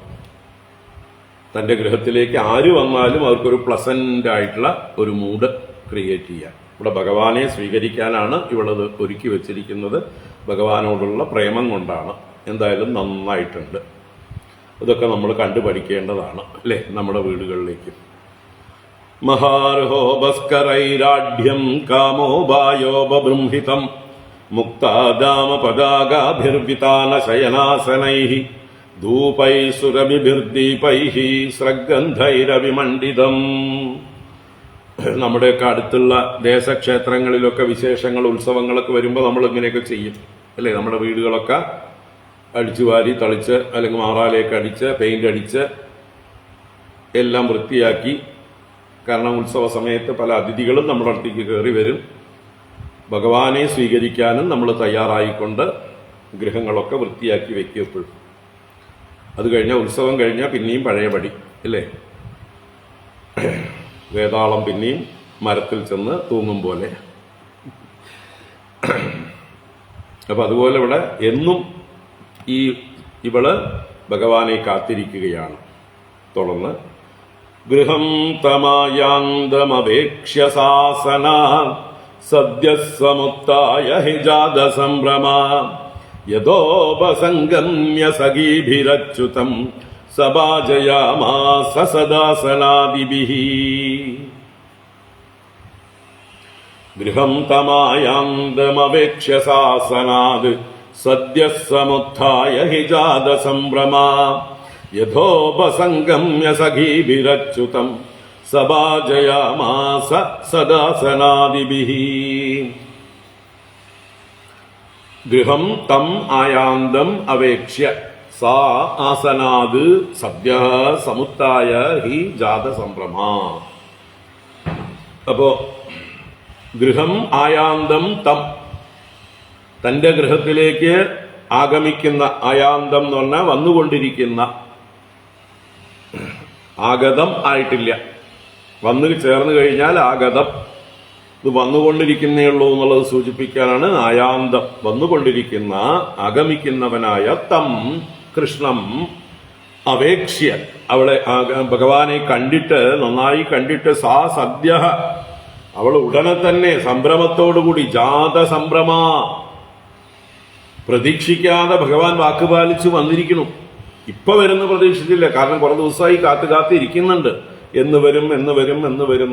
അങ്ങനെ ഭഗവാൻ വിത്തൗട്ട് എനി നോട്ടീസ്. അതുകൊണ്ടാണ് അവൾക്ക് സംഭ്രമം ഉണ്ടായത്. ആ ജാത സംഭ്രമ, ഭഗവാൻ പെട്ടെന്നൊരു നിമിഷം വന്ന് കയറിയപ്പോ പരിഭ്രമത്തോടുകൂടിയവളായിട്ട് ആസനാത് സദ്യ സമുത്ഥായ, അവൾ ഇരുന്നിരുന്ന ആസനത്തിൽ നിന്ന് ചാടി എഴുന്നേറ്റിട്ട്, നേരെ മറിച്ച് നേരത്തെ ഭഗവാൻ ആരെങ്കിലും ദൂതനെ അയച്ച് നോട്ടീസ് കൊടുത്തിരുന്നെങ്കിൽ അവൾ ഗേറ്റിൽ ചെന്ന് പൂർണ്ണകുംഭത്തോടെയൊക്കെ അല്ലെ താലപ്പൊലികളോടെ നിന്നേനെ, കാല് കഴുകാൻ വെള്ളമൊക്കെ അവിടെ കൊണ്ടുവച്ചിട്ട്. ഇതിപ്പോ അങ്ങനെയല്ല, പെട്ടെന്നാണ് ഭഗവാൻ നോട്ടീസ് ഇല്ലാതെയാണ് ചെല്ലുന്നത്. അതുകൊണ്ട് അവൾ ഇരുന്നിരുന്ന ആസനത്തിൽ നിന്ന് ചാടി എഴുന്നേറ്റു. അതാണ് ആസനാത് സദ്യ സമുത്ഥായ സഖീഭിഹി യഥാ ഉപസംഗമ്യ. അവളുടെ കൂട്ടുകാരികളുണ്ട്, സഖികളുണ്ട്. അവള് ഈ ബ്യൂട്ടീഷ്യന്മാരുടെ ഹെഡാണ്. അപ്പൊ അവളെ സഹായിക്കുന്ന മറ്റ്, ഇപ്പോ രാജാവായിട്ടുള്ള കംസന് മാത്രം പോരല്ലോ, രാജഗൃഹത്തില് കംസന്റെ പത്നിമാരുണ്ട്, മക്കളുണ്ടാവും, മറ്റു ബന്ധുക്കളുണ്ടാവും, അവർക്കൊക്കെ മെറ്റീരിയൽസ് വേണം. അപ്പൊ അതൊക്കെ ഉണ്ടാക്കാനും അവർക്ക് വേണ്ട ലേപനമൊക്കെ ചെയ്തു കൊടുക്കാനും ഒക്കെ ആയിട്ട് ഇവളുടെ കൂട്ടത്തിൽ കുറെ പേര് അവൾക്ക് ഹെൽപ്പേഴ്സ് ആയിട്ടുണ്ടാവും, സഖികളായിട്ടുണ്ടാവും. അങ്ങനെ അവരെപ്പോഴും കൂടെ ഉണ്ടാവും. അപ്പൊ അങ്ങനെയുള്ള സഖികളോടുകൂടെ, അവളുടെ കൂട്ടുകാരികളോടുകൂടെ യഥാ ഉപസംഗമ്യ, യഥാ എന്ന് പറഞ്ഞാൽ യഥാവിധി, എങ്ങനെയാണോ വീട്ടിലേക്ക് ഒരു അതിഥി കയറി വരിക, ഒരു വിശിഷ്ടാതിഥി കയറി വരുമ്പോ വിധിപ്രകാരം സ്വീകരിക്കണം, അതുപോലെ ഉപസംഗമ്യ, സമീപത്തേക്ക് ഓടിച്ചെന്നിട്ട് എതിരേറ്റുകൊണ്ട് സത് ആസനാദിഭിഹി അച്യുതം സഭാജയാമാസ. സത് ആസനാദിഭിഹി എന്ന് പറഞ്ഞാൽ സത്തായ ആസനം, ശ്രേഷ്ഠമായ ആസനം എന്നർത്ഥം. നല്ല ഉത്തമമായിട്ടുള്ള ആസനം മുതലായത് ഭഗവാന് സമർപ്പിച്ച് ആ അച്യുതനെ, ഒരു ചുതിയുമില്ലാത്തവനെ, സ്വരൂപ വിസ്മൃതിയില്ലാത്തവനായിട്ടുള്ള ഭഗവാനെ സഭാജയാമസ. അപ്പൊ ഭഗവാൻ ഇതൊക്കെ ചെയ്യുമ്പോഴും ഭഗവാന് വല്ല ചുതിയുണ്ടോ? ഇവളുടെ സൗന്ദര്യമോ ഇവളുടെ ചേഷ്ടകളോ ഒക്കെ കണ്ടിട്ട് ഭഗവാൻ അങ്ങോട്ട് പരിഭ്രമിക്കുന്നുണ്ടോ? ഭഗവാന് വല്ല എക്സൈറ്റ്മെന്റ് ഉണ്ടോ? ഒന്നുമില്ല. ഭഗവാൻ കൂളാണ്. ഭഗവാൻ വന്ന കാര്യം അവളെ അനുഗ്രഹിക്കാൻ വേണ്ടി മാത്രമാണ്. അതുകൊണ്ട് ഭഗവാനെ കുറിച്ച് പറഞ്ഞു അച്യുത, അദ്ദേഹത്തിന്റെ സ്വരൂപത്തിൽ നിന്ന് ഒരു ചുതിയുമില്ലാതെ, അദ്ദേഹത്തിന്റെ ഇന്ദ്രിയങ്ങൾക്കൊന്നും ഒരു തരത്തിലുള്ള ചലനവുമില്ലാതെ അച്യുതനായിട്ടുള്ള ഭഗവാൻ, ആ ഭഗവാനെ സഭാജയാമാസ, സമ്യക് ഭാജയാമാസ, നന്നായി ഭജിച്ചു അഥവാ പൂജിച്ചു, നന്നായി സൽക്കരിച്ചു എന്നർത്ഥം. അപ്പോൾ അർഘ്യ പാദ്യ ആചമനാദികളൊക്കെ കൊണ്ടൊക്കെ കാല് കഴുകുക, കൈ കഴുകുക, മുഖം കഴുകുക, അത് കഴിഞ്ഞ് കുടിക്കാനുള്ളതായിട്ടുള്ള ശീതള പാനീയങ്ങൾ കൊടുക്കുക, അത് കഴിഞ്ഞ് ആസനത്തിൽ ഇരുത്തുക, അത് കഴിഞ്ഞ് വേറെ എന്തൊക്കെ വേണം വീശി കൊടുക്കാം, കാലൊഴിഞ്ഞു കൊടുക്കാം, സുഗന്ധദ്രവ്യങ്ങൾ കാലിലൊക്കെ പൂശിക്കൊടുക്കാം, അല്ലേ? അങ്ങനെ പലതും ചെയ്ത് സൽക്കരിച്ചു എന്നർത്ഥം. അപ്പോ ഭഗവാന്റെ കൂടെ ഉദ്ധവനും ഉണ്ട്. ആ ഉദ്ധവനെയും സൽക്കരിക്കേണ്ട ഈ സഖികളും ഇവളും കൂടിയിട്ട്. കാരണം നമ്മൾ ഒരാളെ സ്നേഹിക്കുന്നുണ്ടെങ്കിൽ അയാളുടെ കൂടെയുള്ളവരെയും ബഹുമാനിക്കണം. നമ്മളെ വിളിക്കാതെയാണ് അവർ വന്നിട്ടുള്ളത് എന്നുള്ളത് കൊണ്ട് അവഗണനയൊന്നും പാടില്ല, അല്ലേ? ഭഗവാനും വിളിക്കാതെ വന്നതാണ്. ഉദ്ധവൻ കൂടെ ഭഗവാന്റെ സൗകര്യത്തിന് ഭഗവാൻ കൂട്ടിയിട്ട് വന്നതാണ്. അപ്പോൾ ഭഗവാന് പ്രിയപ്പെട്ട ആളാണ്. അതുകൊണ്ട് ഉദ്ധവനെയും ഭഗവാനെ പോലെ തന്നെ പൂജിക്കണം. അത് അന്നത്തെ ആളുകൾക്കൊക്കെ ആ സംസ്കാരം ഉണ്ടായിരുന്നു. ഇന്നത്തെ ആളുകൾക്ക് എത്രത്തോളം ഉണ്ടെന്ന് നിങ്ങൾ തന്നെ ചിന്തിക്കുക. വേണ്ടതാണ് അല്ലേ? നമ്മൾ ഒരാളെ വിളിച്ചാൽ അയാൾ മാത്രം വന്നാൽ പോരാ, അയാളുടെ കൂടെ വിത്ത് ഫാമിലി ആൻഡ് ഫ്രണ്ട്സ് എന്ന് പറഞ്ഞിട്ടാണ് നമ്മൾ ഇൻവിറ്റേഷനുകളൊക്കെ അടിക്കുക.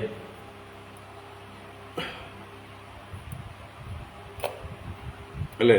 നമ്മൾ we request your esteemed presence with family and friends on the occasion of such and such function. അപ്പോൾ നമ്മൾ വിളിക്കുന്നത് തന്നെ വിത്ത് ഫാമിലി ആൻഡ് ഫ്രണ്ട്സ് ആണ്. അപ്പോൾ ആരെങ്കിലും കൂടുതൽ വന്നാൽ നമ്മൾക്ക് ദേഷ്യം വരാനോ എന്താ പറയുക എന്തെങ്കിലും തരത്തിലുള്ള വിഷമം ഉണ്ടാവാനോ പാടുള്ളതല്ല. കൂടുതൽ സന്തോഷം ഉണ്ടാവണം. കൂടുതൽ സന്തോഷം ഉണ്ടാവുന്നതാണ് നല്ല സംസ്കാരം. എന്തായാലും ഉത്തമമായി അങ്ങ് ഇത്രയും ആളുകളെ കൂടെ കൂട്ടിയിട്ട് വന്ന് ഞങ്ങൾക്ക് സന്തോഷം കൂടി എന്നൊരു ആറ്റിറ്റ്യൂഡ് നമ്മുടെ ഭാഗത്ത് ഉണ്ടാവണം.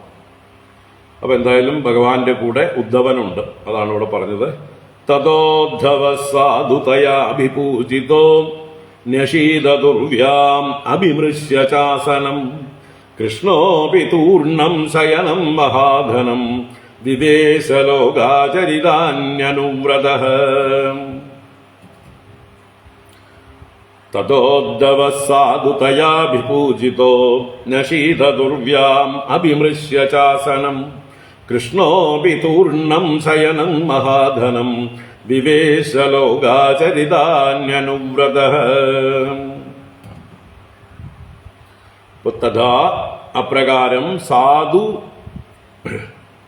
തയാ ഉദ്ധവഃ അഭിപൂജിതഃ. അപ്രകാരം തന്നെ ഭഗവാനെ പൂജിച്ചതുപോലെ തന്നെ സാധുവായിട്ട് വേണ്ടതുപോലെ തയാ അവളാൽ സൈരന്ധ്രിയാൽ ഉദ്ധവഃ അഭിപൂജിതഃ. ഉദ്ധവനും നല്ലതുപോലെ പൂജിക്കപ്പെട്ടു, സൽക്കരിക്കപ്പെട്ടു. എന്നിട്ട് ആസനം അഭിമൃശ്യ ഉർവ്യാം നഷീദത്. ഉദ്ധവന് ഭഗവാനോടൊപ്പം ഇരിക്കാനുള്ള ആസനം അവൾ ഓഫർ ചെയ്തു. പക്ഷേ അതിനെ ഒന്ന് അഭിമൃശ്യ ഒന്ന് സ്പർശിച്ചു. എന്നിട്ട് ഉർവ്യാം നഷീദത്. ഉദ്ധവന്റെ ആ ഒരു വിനയം, ഭവ്യത, ഭക്തി ഒക്കെ പ്രകടിപ്പിക്കുകയാണ്. ഭഗവാന്റെ ദാസനാണ് താൻ എന്ന മട്ടില് ഭഗവാനോടൊപ്പം ഇരിക്കാനുള്ള യോഗ്യത തനിക്കായിട്ടില്ല എന്നുള്ള വിനയത്തോടെ കൊടുക്കപ്പെട്ട ആസനം അഭിമൃശ്യ, ആസനത്തെ ഒന്ന് തൊട്ടു, സ്വീകരിച്ചു എന്ന് വരുത്തി. ഓ, സമ്മതം സ്വീകരിച്ചിരിക്കുന്നു, പക്ഷെ എനിക്ക് ഇവിടെ ഇരിക്കാനാണ് ഇഷ്ടം എന്ന് പറഞ്ഞുകൊണ്ട് ഉർവ്യാം നഷീദത്. ഉർവ്യാം എന്ന് പറഞ്ഞാൽ ഭൂമ്യാം, ആ ഭൂമിയില് നിലത്ത് നഷീദത്. അപ്പൊ നഷീദത് ഇരുന്നു എന്നർത്ഥം. ഭൂമിയിൽ ഇരിക്കാൻ എന്തെങ്കിലും മാറ്റോ പായോ എന്തെങ്കിലും ഇട്ട് കൊടുത്തിട്ടുണ്ടാവും, അതിലിരുന്നു എന്നർത്ഥം. താൻ കസേരയില് അല്ലെങ്കിൽ പീഠത്തിലൊന്നും ഉയരത്തിലൊന്നും ഭഗവാന്റെ ഒപ്പം ഇരുന്നില്ല. അത് ഉദ്ധവന്റെ ആ ഒരു വന്ന ദൗത്യം, താൻ ഭഗവാന്റെ ഭൃത്യനാണ് എന്നുള്ളതായിട്ടുള്ള ഭാവത്തിൽ അവിടെ ഇരുന്നു. ഉർവ്യാം നഷീദത്. കൃഷ്ണ അഭി തൂർണം മഹാധനം ശയനം ലോകാചരിതാനി അനുവ്രതഃ വിവേശ.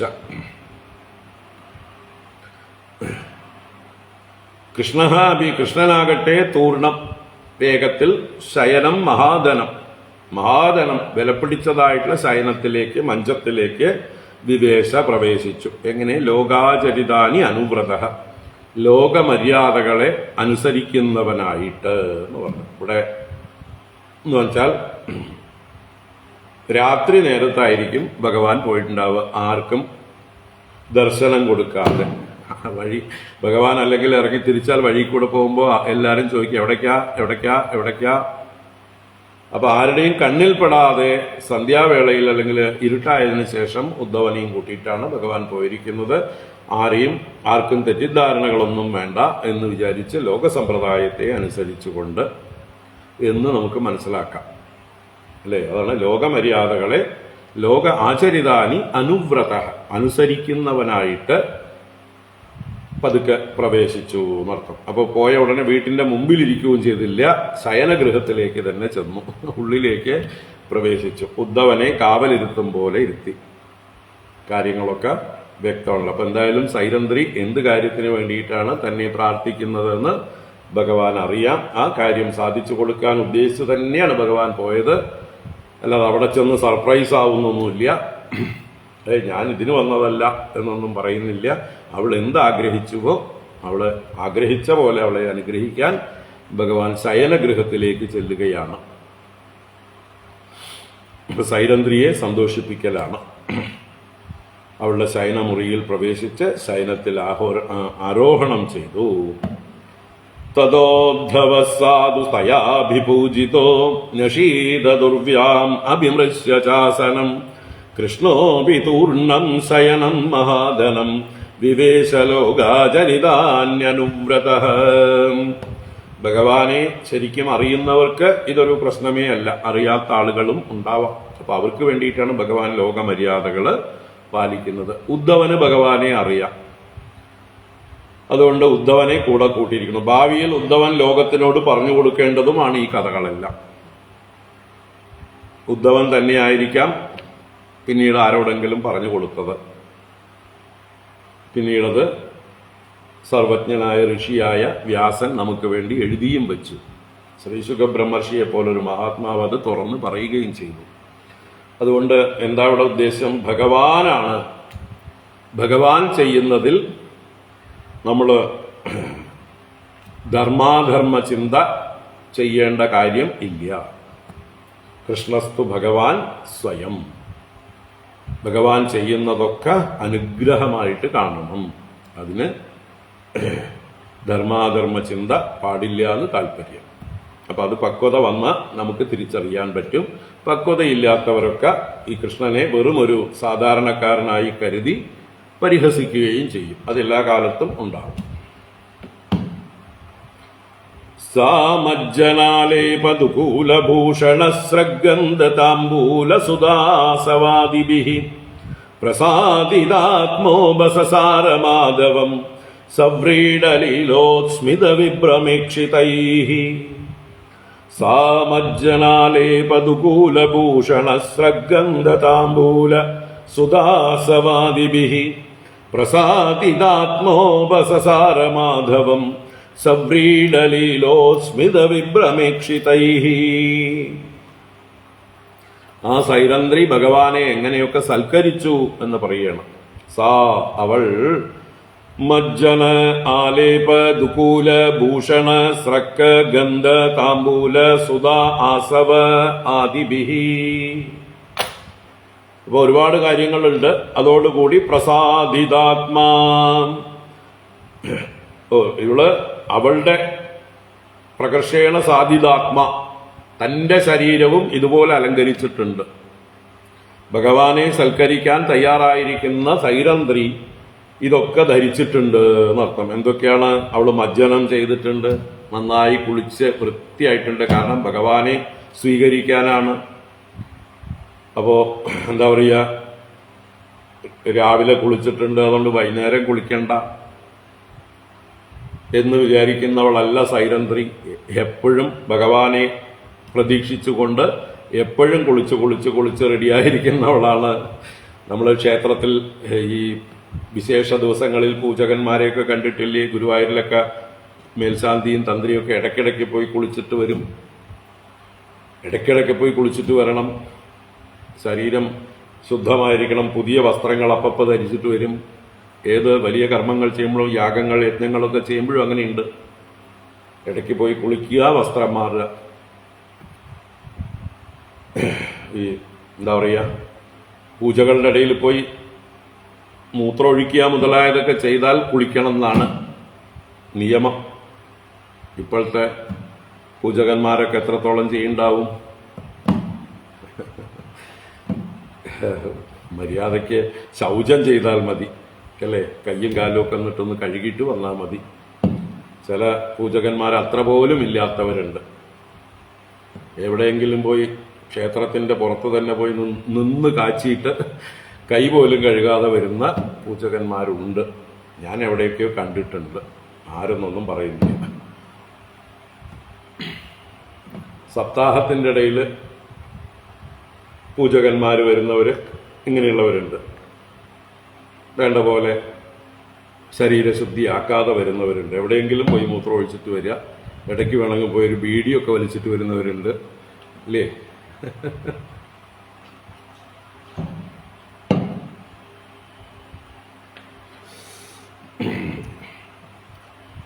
ബീഡി വലിച്ചു വരുന്നവരുണ്ട്. ഇടയ്ക്ക് കുപ്പിയൊക്കെ റൂമിൽ കൊണ്ടുവച്ച് അതിന്ന് ഇത്തിരി കഴിച്ചിട്ടൊക്കെ വരുന്ന ആൾക്കാരും ഉണ്ട്. എൻ്റെ കൂടെ അല്ല കേട്ടോ, വേറെ ഞാൻ കണ്ടിട്ടുണ്ട്. അങ്ങനെയുള്ളവരൊന്നും ഞാൻ കൂടെ കൂട്ടാറില്ല.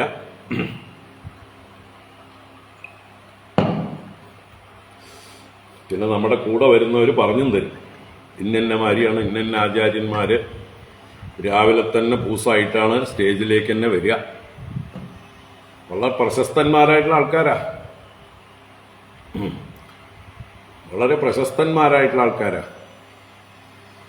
അവർക്കതില്ലാതെ കഴിയില്ല. കമ്മിറ്റിക്കാർ വാങ്ങിച്ചുകൊണ്ട് കൊടുക്കുന്നവരും ഉണ്ട്. ഇന്ന ആളുകളെ തന്നെ അവർ വിളിക്കുന്നതും ഇന്ന ആചാര്യൻ വന്നാൽ കമ്മിറ്റിക്കാർക്കും കൂടെ കൂടാ. അപ്പോൾ അവർ വാങ്ങിച്ചു വെച്ചിട്ടുണ്ടാവും. എന്നിട്ട് ഒന്നിച്ച് കമ്മിറ്റി റൂമിലിരുന്ന് കാര്യം സാധിക്കും. അങ്ങനെയുള്ള സപ്താഹ ആചാര്യന്മാരുണ്ട്, ഈ കേരളത്തിലുണ്ട്. നല്ല ഗംഭീരന്മാരായി പേരെടുത്തിട്ടുള്ള ആൾക്കാരുണ്ട്. അപ്പൊ ഈ സൈരന്ധ്രി എത്ര പുണ്യവതിയാണ്, എത്ര ഉയർന്നവളാണ് എന്ന് പറയാണ് ഞാൻ. ഈ സൈരന്ധ്രിയാണ് ഇവരെക്കാളൊക്കെ ശ്രേഷ്ഠ.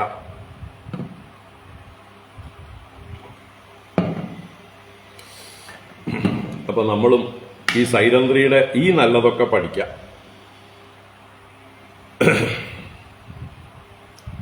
എപ്പോഴും നമ്മൾ ശരീരം ശുദ്ധമാക്കി വെക്കുക, ഉടുക്കുന്ന വസ്ത്രം നല്ലത് ധരിക്കുക. അല്ലാതെ എന്നും ഒരാഴ്ചക്ക് ഒരു നൈറ്റി ഇട്ടിട്ട് വീട്ടിൽ നടക്കാതിരിക്കുക. അല്ലേ? പല വീടുകളിലും അങ്ങനെയുണ്ട്. നോക്കുമ്പോൾ ഒരു നൈറ്റി ആയിരിക്കും, ഒരാഴ്ച മാറിയിട്ടേ ഇല്ല. അതേ അവസ്ഥയാണ് പല ക്ഷേത്രങ്ങളിലെ പൂജകന്മാരുടെയും. അവരുടെ ഉടുത്തിരിക്കുന്ന ആ വസ്ത്രത്തിൽ മുഴുവൻ കരിയും എണ്ണയും ഒക്കെ തേച്ച് പിടിപ്പിച്ചിട്ടുണ്ടാവും. അത് കഴുകിയിട്ടില്ല എന്നുള്ളത്, ദിവസങ്ങളായി എന്നുള്ളത് കണ്ടാൽ തന്നെ അറിയാം, പ്രത്യക്ഷത്തിൽ അറിയാം. അപ്പോൾ വേറെ റിസർച്ചൊന്നും ചെയ്യേണ്ട ആവശ്യമില്ല. അടുത്തേക്ക് പോകുമ്പോൾ ചിലപ്പോൾ അവരെ മാറിയിട്ടും ഇതാവും. അപ്പം അതിനേക്കാൾ എത്രയോ നല്ലതാണ് ഇതുപോലെയുള്ള സൈരന്ധ്രിമാരാണെങ്കിലും. അപ്പോൾ പറഞ്ഞു വന്നത്, അവൾ ആ സൈരന്ധ്രി മജ്ജനം ചെയ്തിട്ടുണ്ട്, ആലേപം ചെയ്തിട്ടുണ്ട്, ശരീരത്തിൽ നല്ല സുഗന്ധദ്രവ്യങ്ങൾ പൂശിയിട്ടുണ്ട്, ദുകൂലം പട്ടുവസ്ത്രം ധരിച്ചിട്ടുണ്ട്, ഭൂഷണങ്ങൾ നല്ല ആഭരണങ്ങളൊക്കെ ധരിച്ചിട്ടുണ്ട് ഭഗവാനെ വരവേൽക്കാൻ വേണ്ടി. സ്രക്ക് ഗന്ധം നല്ല മാലകൾ ധരിച്ചിട്ടുണ്ട്, പൂമാലകളൊക്കെ തലയിലും ഒക്കെ ചൂടിയിട്ടുണ്ട്, നല്ല ഗന്ധങ്ങൾ ശരീരത്തിൽ സെന്റൊക്കെ പൂശിയിട്ടുണ്ട്. സ്രഗന്ധ താമ്പൂല, അവള് വായിൽ താമ്പൂലം ചവച്ച് മഹാലക്ഷ്മിയെ ആവഹിച്ചിട്ടുണ്ട്. അപ്പോൾ വായിൽ നിന്നും ദുർഗന്ധം ഉണ്ടാവില്ല. താമ്പൂലം സുദാസവം, അപ്പോ അമൃത സമാനമായിട്ടുള്ള ആസവം, അത്യാവശ്യം ലഹരി വരുന്ന കാര്യങ്ങളൊക്കെ ആവാം ആർക്ക്, ഇതുപോലുള്ള സൈരന്ധ്രിമാർക്കൊക്കെ.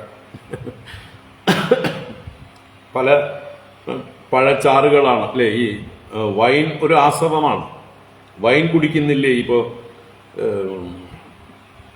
ക്രിസ്തീയ പുരോഹിതന്മാരടക്കം, അവിടുത്തെ സ്ത്രീകളടക്കം അവരുടെ വിശേഷ ദിവസങ്ങളിൽ വൈൻ കുടിക്കുക എന്നുള്ളത്, വീട്ടിൽ തന്നെ വൈൻ ഉണ്ടാക്കുക എന്നിട്ട് വൈൻ കുടിക്കുക എന്നുള്ളത് ക്രിസ്തീയ ഭവനങ്ങളിൽ എല്ലാ നല്ല കർമ്മങ്ങളിൽ, പ്രത്യേകിച്ച് ക്രിസ്മസിനൊക്കെ ആവശ്യമാണ്. അവർക്കത് പുണ്യമായിട്ടാണ് കരുതിയിരിക്കുന്നത്.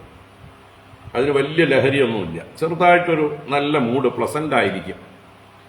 അപ്പം അങ്ങനെയുള്ള പഴച്ചാറുകളെ കൊണ്ടൊക്കെ, ഏത് പഴച്ചാറും കുറച്ച് ദിവസം അതിൻ്റെ രീതിയിൽ അതിനെ പുളിക്കാൻ വെച്ചാൽ അത് പുളിച്ച് നല്ലൊരു ചെറിയ ആസവമായിട്ട് മാറും.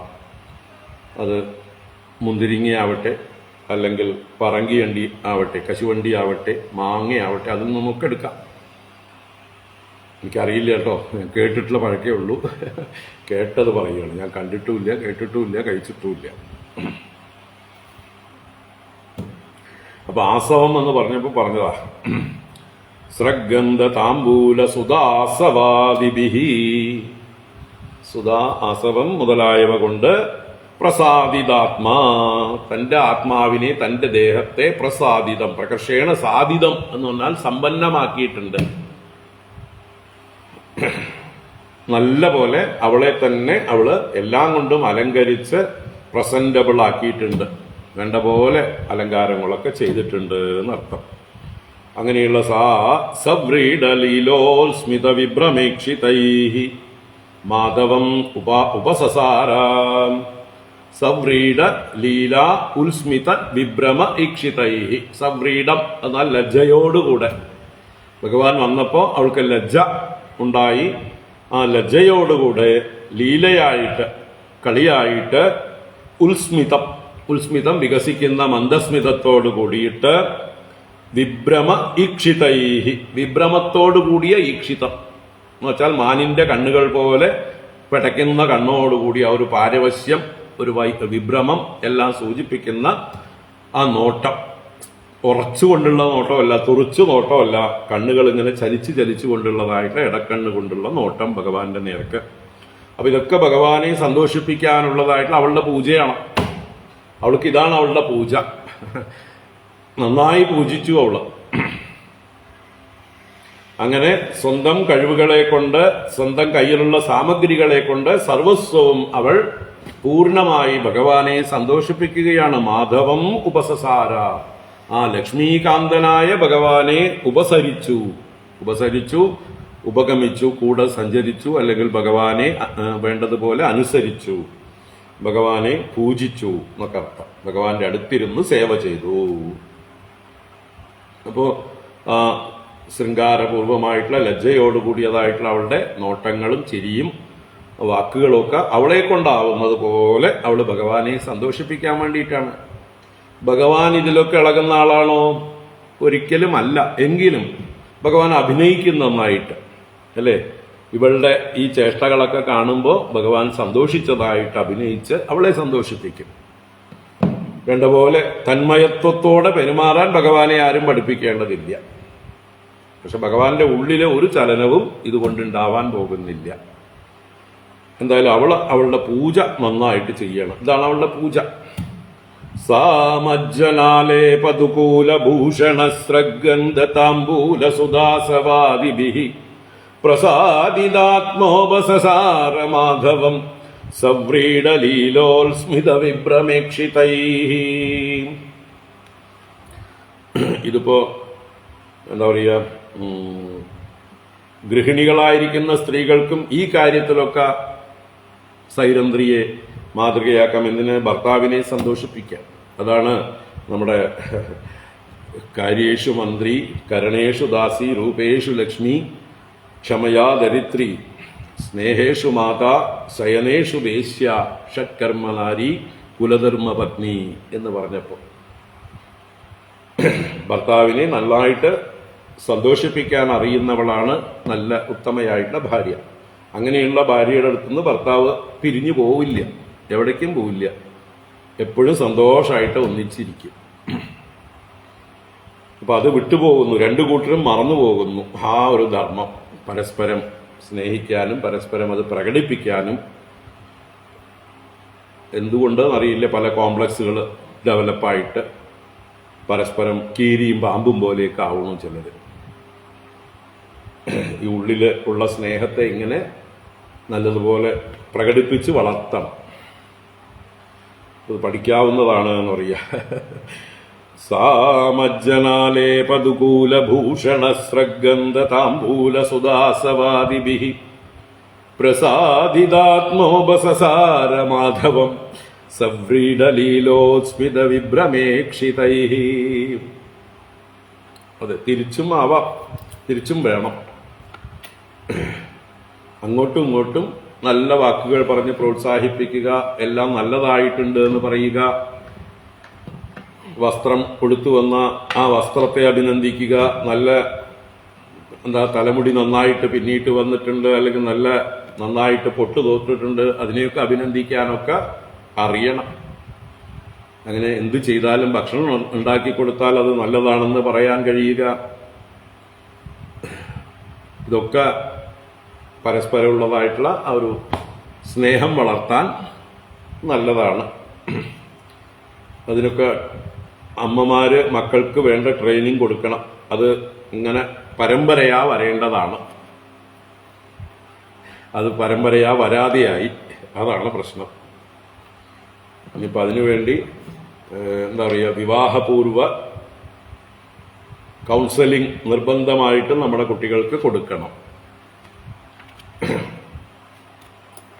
വിവാഹിതരാവാൻ പോകുന്നു എന്ന് ആയിക്കഴിഞ്ഞാൽ, വിവാഹം നിശ്ചയിച്ചു കഴിഞ്ഞാലോ അതിനു മുമ്പായിട്ടോ ഒക്കെ ആയിട്ട് ചെറുപ്പക്കാർക്ക് എങ്ങനെയാണ് ഒരു ദാമ്പത്യ ജീവിതത്തിൽ എല്ലാ കാര്യങ്ങളിലും അവർക്ക് വേണ്ട അറിവ് കൊടുത്തു വേണം അവരെ വിടാനായിട്ട്. ഇതിപ്പോ ഒന്നും അറിയാത്ത ഒരാളെ വെള്ളത്തിലേക്ക് തള്ളിവിടുന്ന പോലെയാണ്. നീന്താൻ അറിയാത്ത ഒരാളെ ഒറ്റ തള്ളു വെള്ളത്തിലേക്ക്, കയ്യും കാലും ഇട്ടിട്ട് ചിലപ്പോൾ മുങ്ങിച്ചാവും, ചിലപ്പോൾ കരയ്ക്ക് കയറും.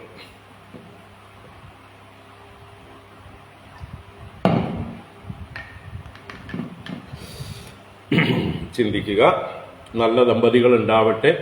നമ്മുടെ കുട്ടികളുടെ ഇടയിലുള്ള ഡൈവോഴ്സ് കൂടിക്കൂടി വരുന്നത് ഇല്ലാതെയാവട്ടെ. പരസ്പരം ഈഗോ വർദ്ധിച്ചു വന്ന് മത്സരിക്കാതിരിക്കട്ടെ.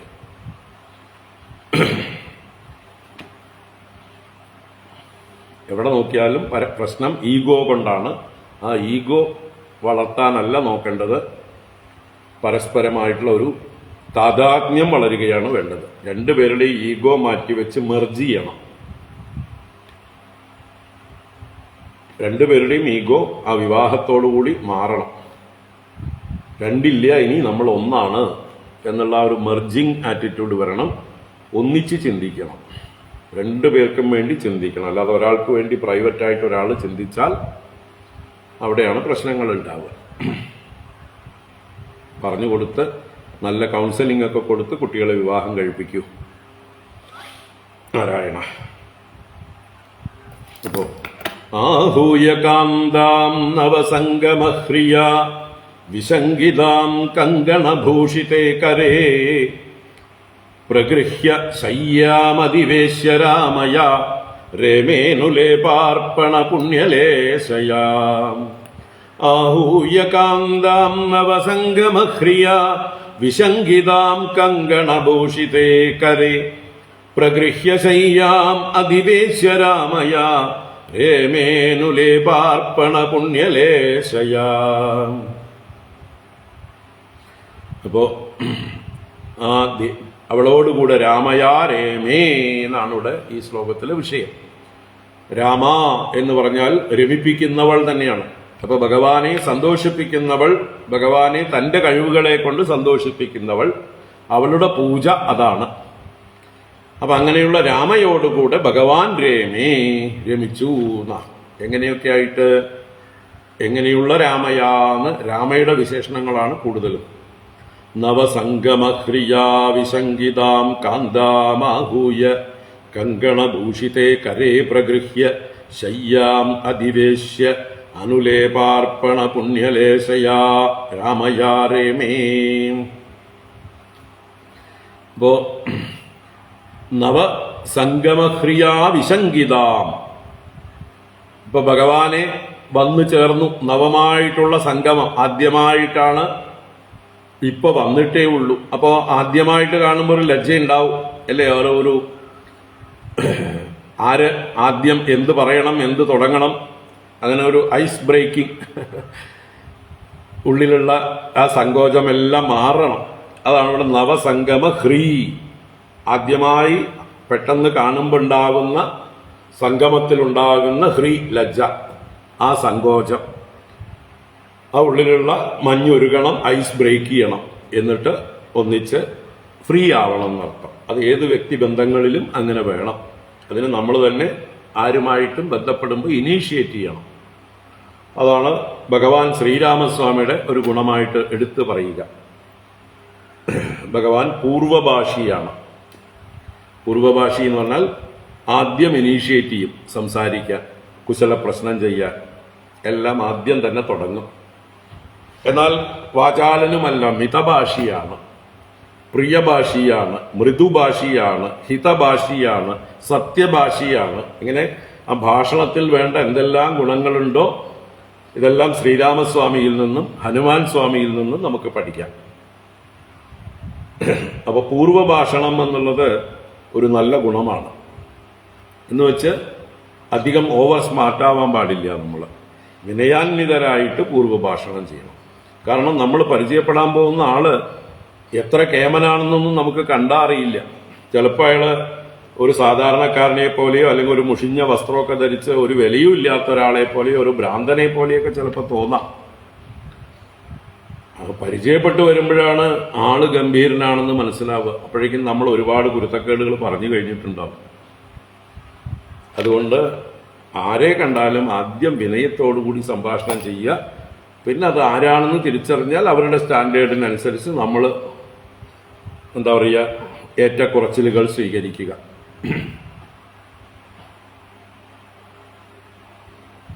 അപ്പോൾ ഇവിടെ ആ നവസംഗമ ഹ്രീ അവളുടെ ഉള്ളിലുണ്ടായിരുന്നു. അങ്ങനെ വിശങ്കിത സംശയിച്ചു നിൽക്കുന്നവൾ, ഞാൻ എന്താണ് ചെയ്യേണ്ടത് എന്ന് പരിഭ്രമിച്ച് നിൽക്കുന്നവളായിട്ടുള്ള കാന്താം, ആ സുന്ദരിയെ, കാന്ത എന്ന് പറഞ്ഞാൽ നല്ല കാന്തിയുള്ളവൾ, സുന്ദരിയായിട്ടുള്ള അവളെ ആഹൂയ, ഭഗവാൻ തന്നെ വിളിച്ചു. ഹായ്, എന്തിനാ മടിച്ചു നിൽക്കണ, ഇങ്ങോട്ട് വരൂ എന്ന് പറഞ്ഞ് ഭഗവാൻ അവളുടെ സങ്കോചത്തെ മാറ്റിക്കൊടുത്തു.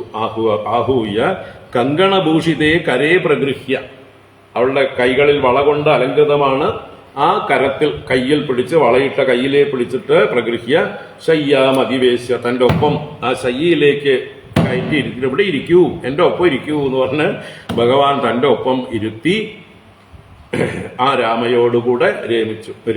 എങ്ങനെയുള്ള രാമ? അനുലേപാർപ്പണ പുണ്യലേശയാ രാമയ, അവൾക്ക് പുണ്യലേശമുണ്ട്. ഭഗവാനുമായിട്ട് രമിക്കാനുള്ള ഭാഗ്യം എവിടുന്ന് കിട്ടി? അവളുടെ പുണ്യലേശം കൊണ്ട് കിട്ടി. എന്താ അവൾ ചെയ്ത പുണ്യം? ഭഗവാന് ചോദിച്ച മാത്രയില് അനുലേപം അർപ്പണം ചെയ്തു. ഭഗവാൻ മധുരാപുരിയിൽ പ്രവേശിച്ച സമയത്ത് ആദ്യം കണ്ടത് ഇവിടെ ആയിരുന്നല്ലോ. അപ്പോ നിന്റെ കയ്യിൽ എന്താണ് എന്ന് പറഞ്ഞപ്പോ കുറിക്കൂട്ടുകളാണ്, അംഗരാഗമാണ്, എനിക്കിത്തിരി തരുവോ എന്ന് ചോദിച്ചപ്പോ ഒരു സങ്കോചവും കൂടാതെ അവള് സ്പോണ്ടേനിയസ് ആയിട്ട് ദാനം ചെയ്തു. ഒരു ഭയവും കൂടാതെ. ഇത് രാജാവിനുള്ളതാണ്, ചോദിക്കാൻ പാടില്ല എന്നൊന്നും ആ രചകനെ പോലെ പറഞ്ഞില്ല. പിന്നെ അങ്ങക്കില്ലാത്തതോ എന്ന് ചോദിച്ചുകൊണ്ടാണ് അങ്ങോട്ട് സമർപ്പിച്ചത്. അപ്പൊ തന്റെ അംഗരാഗത്തെ ഭഗവാന് സമർപ്പിച്ചപ്പോൾ അതുകൊണ്ട് അവൾക്ക് വലിയൊരു പുണ്യം, എന്തും ഭഗവാന് സമർപ്പിച്ച ആ പുണ്യം അവൾക്ക് കിട്ടി. അതുകൊണ്ട് അനുലേപ അർപ്പണ പുണ്യലേശയാ തയാ കാന്തയാ രാമയാ ഭഗവാൻ രേമേ, ഭഗവാൻ രമിച്ചു എന്നാണ്. അപ്പൊ തീർച്ചയായിട്ടും അവളുടെ മഹാഭാഗ്യം, അവളുടെ പുണ്യം. അവൾക്ക് ആരെങ്കിലും എന്തെങ്കിലും ചോദിക്കുമ്പോഴേക്കും കൊടുക്കാൻ തോന്നിയില്ലോ. അപ്പൊ ഇതുപോലൊരു ആറ്റിറ്റ്യൂഡ് നമുക്കും ഉണ്ടാവട്ടെ. കാരണം നമ്മുടെ മുമ്പിൽ വരുന്നത് ആരാന്നൊന്നും അറിയാൻ പറ്റില്ല, അല്ലേ? ഈ കൃഷ്ണൻ വെറും ഒരു ബാലനായിരുന്നില്ലേ? അല്ലെങ്കിൽ ഒരു 11.5 വയസ്സുള്ള ചെക്കൻ. അവൾക്ക് വേണമെങ്കിൽ കടന്നു എന്നൊക്കെ പറയാം. പക്ഷെ അവളുടെ സ്വഭാവം തന്നെ കൊടുക്കുക എന്നുള്ള സ്വഭാവം ഉണ്ടായിരുന്നു. അതുകൊണ്ട് അവള് നന്നായിട്ട് കൊടുത്തു. നിഷ്കളങ്കയാണ്. അതിന്റെ ഫലമായിട്ട് ഭഗവാനുമായിട്ട് രമിക്കാനുള്ള ഭാഗ്യം അവൾക്ക് കിട്ടി എന്നർത്ഥം. ആഹൂയ കാന്താം നവസംഗമഹ്രിയാ വിശങ്കിതാം കങ്കണഭൂഷിതേ കരേ പ്രഗൃഹ്യ ശയ്യാം അധിവേശ്യ രാമയ രേമേനുലേപാർപ്പണ പുണ്യലേശയാം സാനംഗതപ്തകുചയോരുരസസ്തദാക്ഷ്ണോ ജിഗ്രന്ത്യനന്ദചരണേന രുചോ മൃജന്തി ദോർഭ്യാം സ്തനാന്തരഗതം പരിരഭ്യ കാന്തം ആനന്ദമൂർത്തിം അജഹാത് അതിദീർഘതാപം.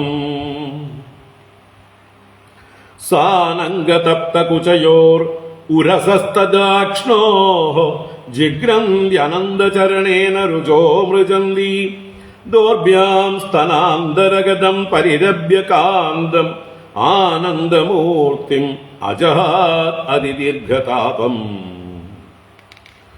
അപ്പോ അവൾ എങ്ങനെയൊക്കെയാണ് ഭഗവാനുമായി രമിച്ചത്, അവളുടെ ഉള്ളിലുള്ള താപത്തെ അവൾ എങ്ങനെ ത്യജിച്ചു എന്ന് പറയണം. അവസാനം പറഞ്ഞത് അതിദീർഘതാപം അജഹാദ്, ദീർഘകാലമായി ഉള്ളിൽ കൊണ്ടു നടന്നിരുന്ന അവളുടെ താപത്തെ അവൾ അജഹാദ് എന്ന് പറഞ്ഞാൽ ജഹിച്ചു. ജഹിക്കുക എന്ന് പറഞ്ഞാൽ ത്യജിക്കുക, ഉപേക്ഷിക്കുക. അപ്പൊ എത്രയോ കാലമായി ഉള്ളിലുണ്ടായിരുന്ന ഒരു സംഘർഷം, ഒരു പീഡ, ഒരു താപം, ഒരു അപൂർണത അവളുടെ ഉള്ളിലുണ്ടായിരുന്നു. ആ ഭഗവാനുമായി രമിച്ചതായിട്ടുള്ള സമയത്ത് അവളുടെ അപൂർണത നീങ്ങി എന്നർത്ഥം. അവള് തൃപ്തയായി, അവള് സന്തുഷ്ടയായി, എല്ലാ ദുഃഖവും മാറി. ആനന്ദമൂർത്തിയായിട്ടുള്ള ഭഗവാനുമായിട്ടാണ് അവൾ രമിക്കുന്നതാണ്. അതാണ് ആനന്ദമൂർത്തിം കാന്തം ദോർഭ്യാം പരിരഭ്യ. ആനന്ദമൂർത്തിയായിട്ടുള്ള ആ ഭഗവാനെ, കാന്തനായ ഭഗവാനെ ദോർഭ്യാം രണ്ട് കൈകളെ കൊണ്ടും പരിരഭ്യ, പരിരംഭണം ചെയ്ത്, ആലിംഗനം ചെയ്ത് വളരെ കാലമായി ഉള്ളിലുണ്ടായിരുന്ന താപത്തെ മുഴുവൻ അവള് ഉപേക്ഷിച്ചു.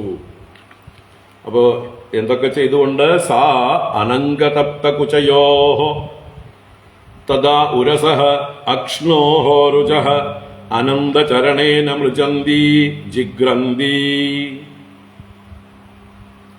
മൃജന്തി ജിഗ്രന്തി. മൃജന്തി എന്ന് പറഞ്ഞാല് മാർജനം ചെയ്യുക, തുടയ്ക്കുക, നശിപ്പിക്കുക എന്നൊക്കെ അർത്ഥമാണ്. ജിഗ്രന്തി ഗ്രാണിക്കുന്നവളായിട്ട്. അപ്പൊ എന്തുകൊണ്ട്, എന്തിനെയാണ് നശിപ്പിച്ചത്, മാർജനം ചെയ്തത്? രുചഃ. രുചഃ രോഗങ്ങളെ, പീഡകളെ, ദുഃഖങ്ങളെ. എന്തുകൊണ്ട്? അനന്തചരണേന ഭഗവാന്റെ പാദങ്ങളെ കൊണ്ട്. ഭഗവാന്റെ പാദങ്ങളെ എടുത്ത് അവൾ എന്ത് ചെയ്തു?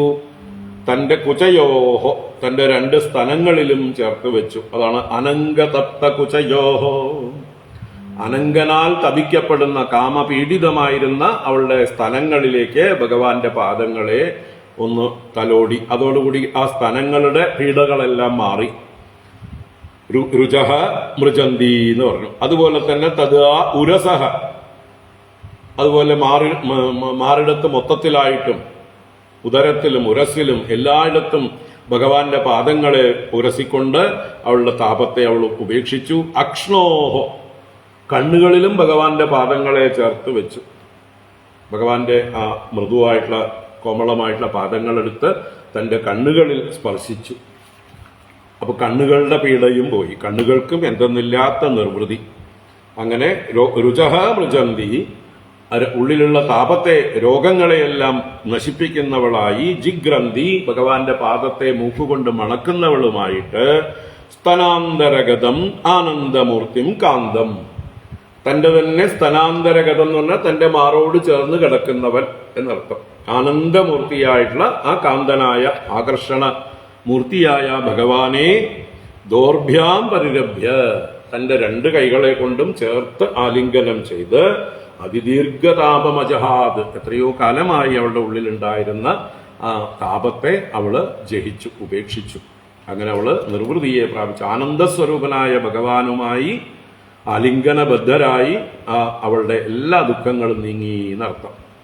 സാനംഗതപ്തകുചയോരുരസസ്തദാക്ഷ്ണോ ജിഗ്രന്ത്യനന്ദചരണേന രുചോ മൃജന്തി ദോർഭ്യാം സ്തനാന്തരഗതം പരിരഭ്യകാന്തം ആനന്ദമൂർത്തിമജഹാത് അതിദീർഘതാപം. ഇപ്പൊ യോഗീശ്വരന്മാരെല്ലാം ഭഗവാനെ ഉള്ളിൽ ധ്യാനിച്ച് ഏതൊരു സമാധി ആനന്ദം അനുഭവിക്കുന്നുവോ അതേ ആനന്ദം നമ്മൾ പ്രത്യക്ഷമായിട്ട് ഭഗവാനെ ആലിംഗനം ചെയ്തുകൊണ്ട് അനുഭവിച്ചു. ഭാഗ്യവതിയാണ്, ഭാഗ്യവതിയാണ്.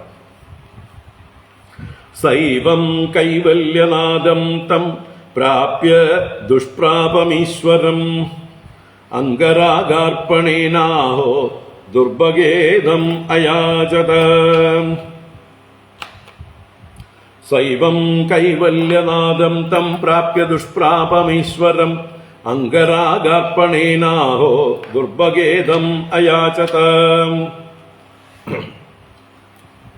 ഈ ശ്ലോകം എല്ലാ ബുക്കിലും ഉണ്ടോ?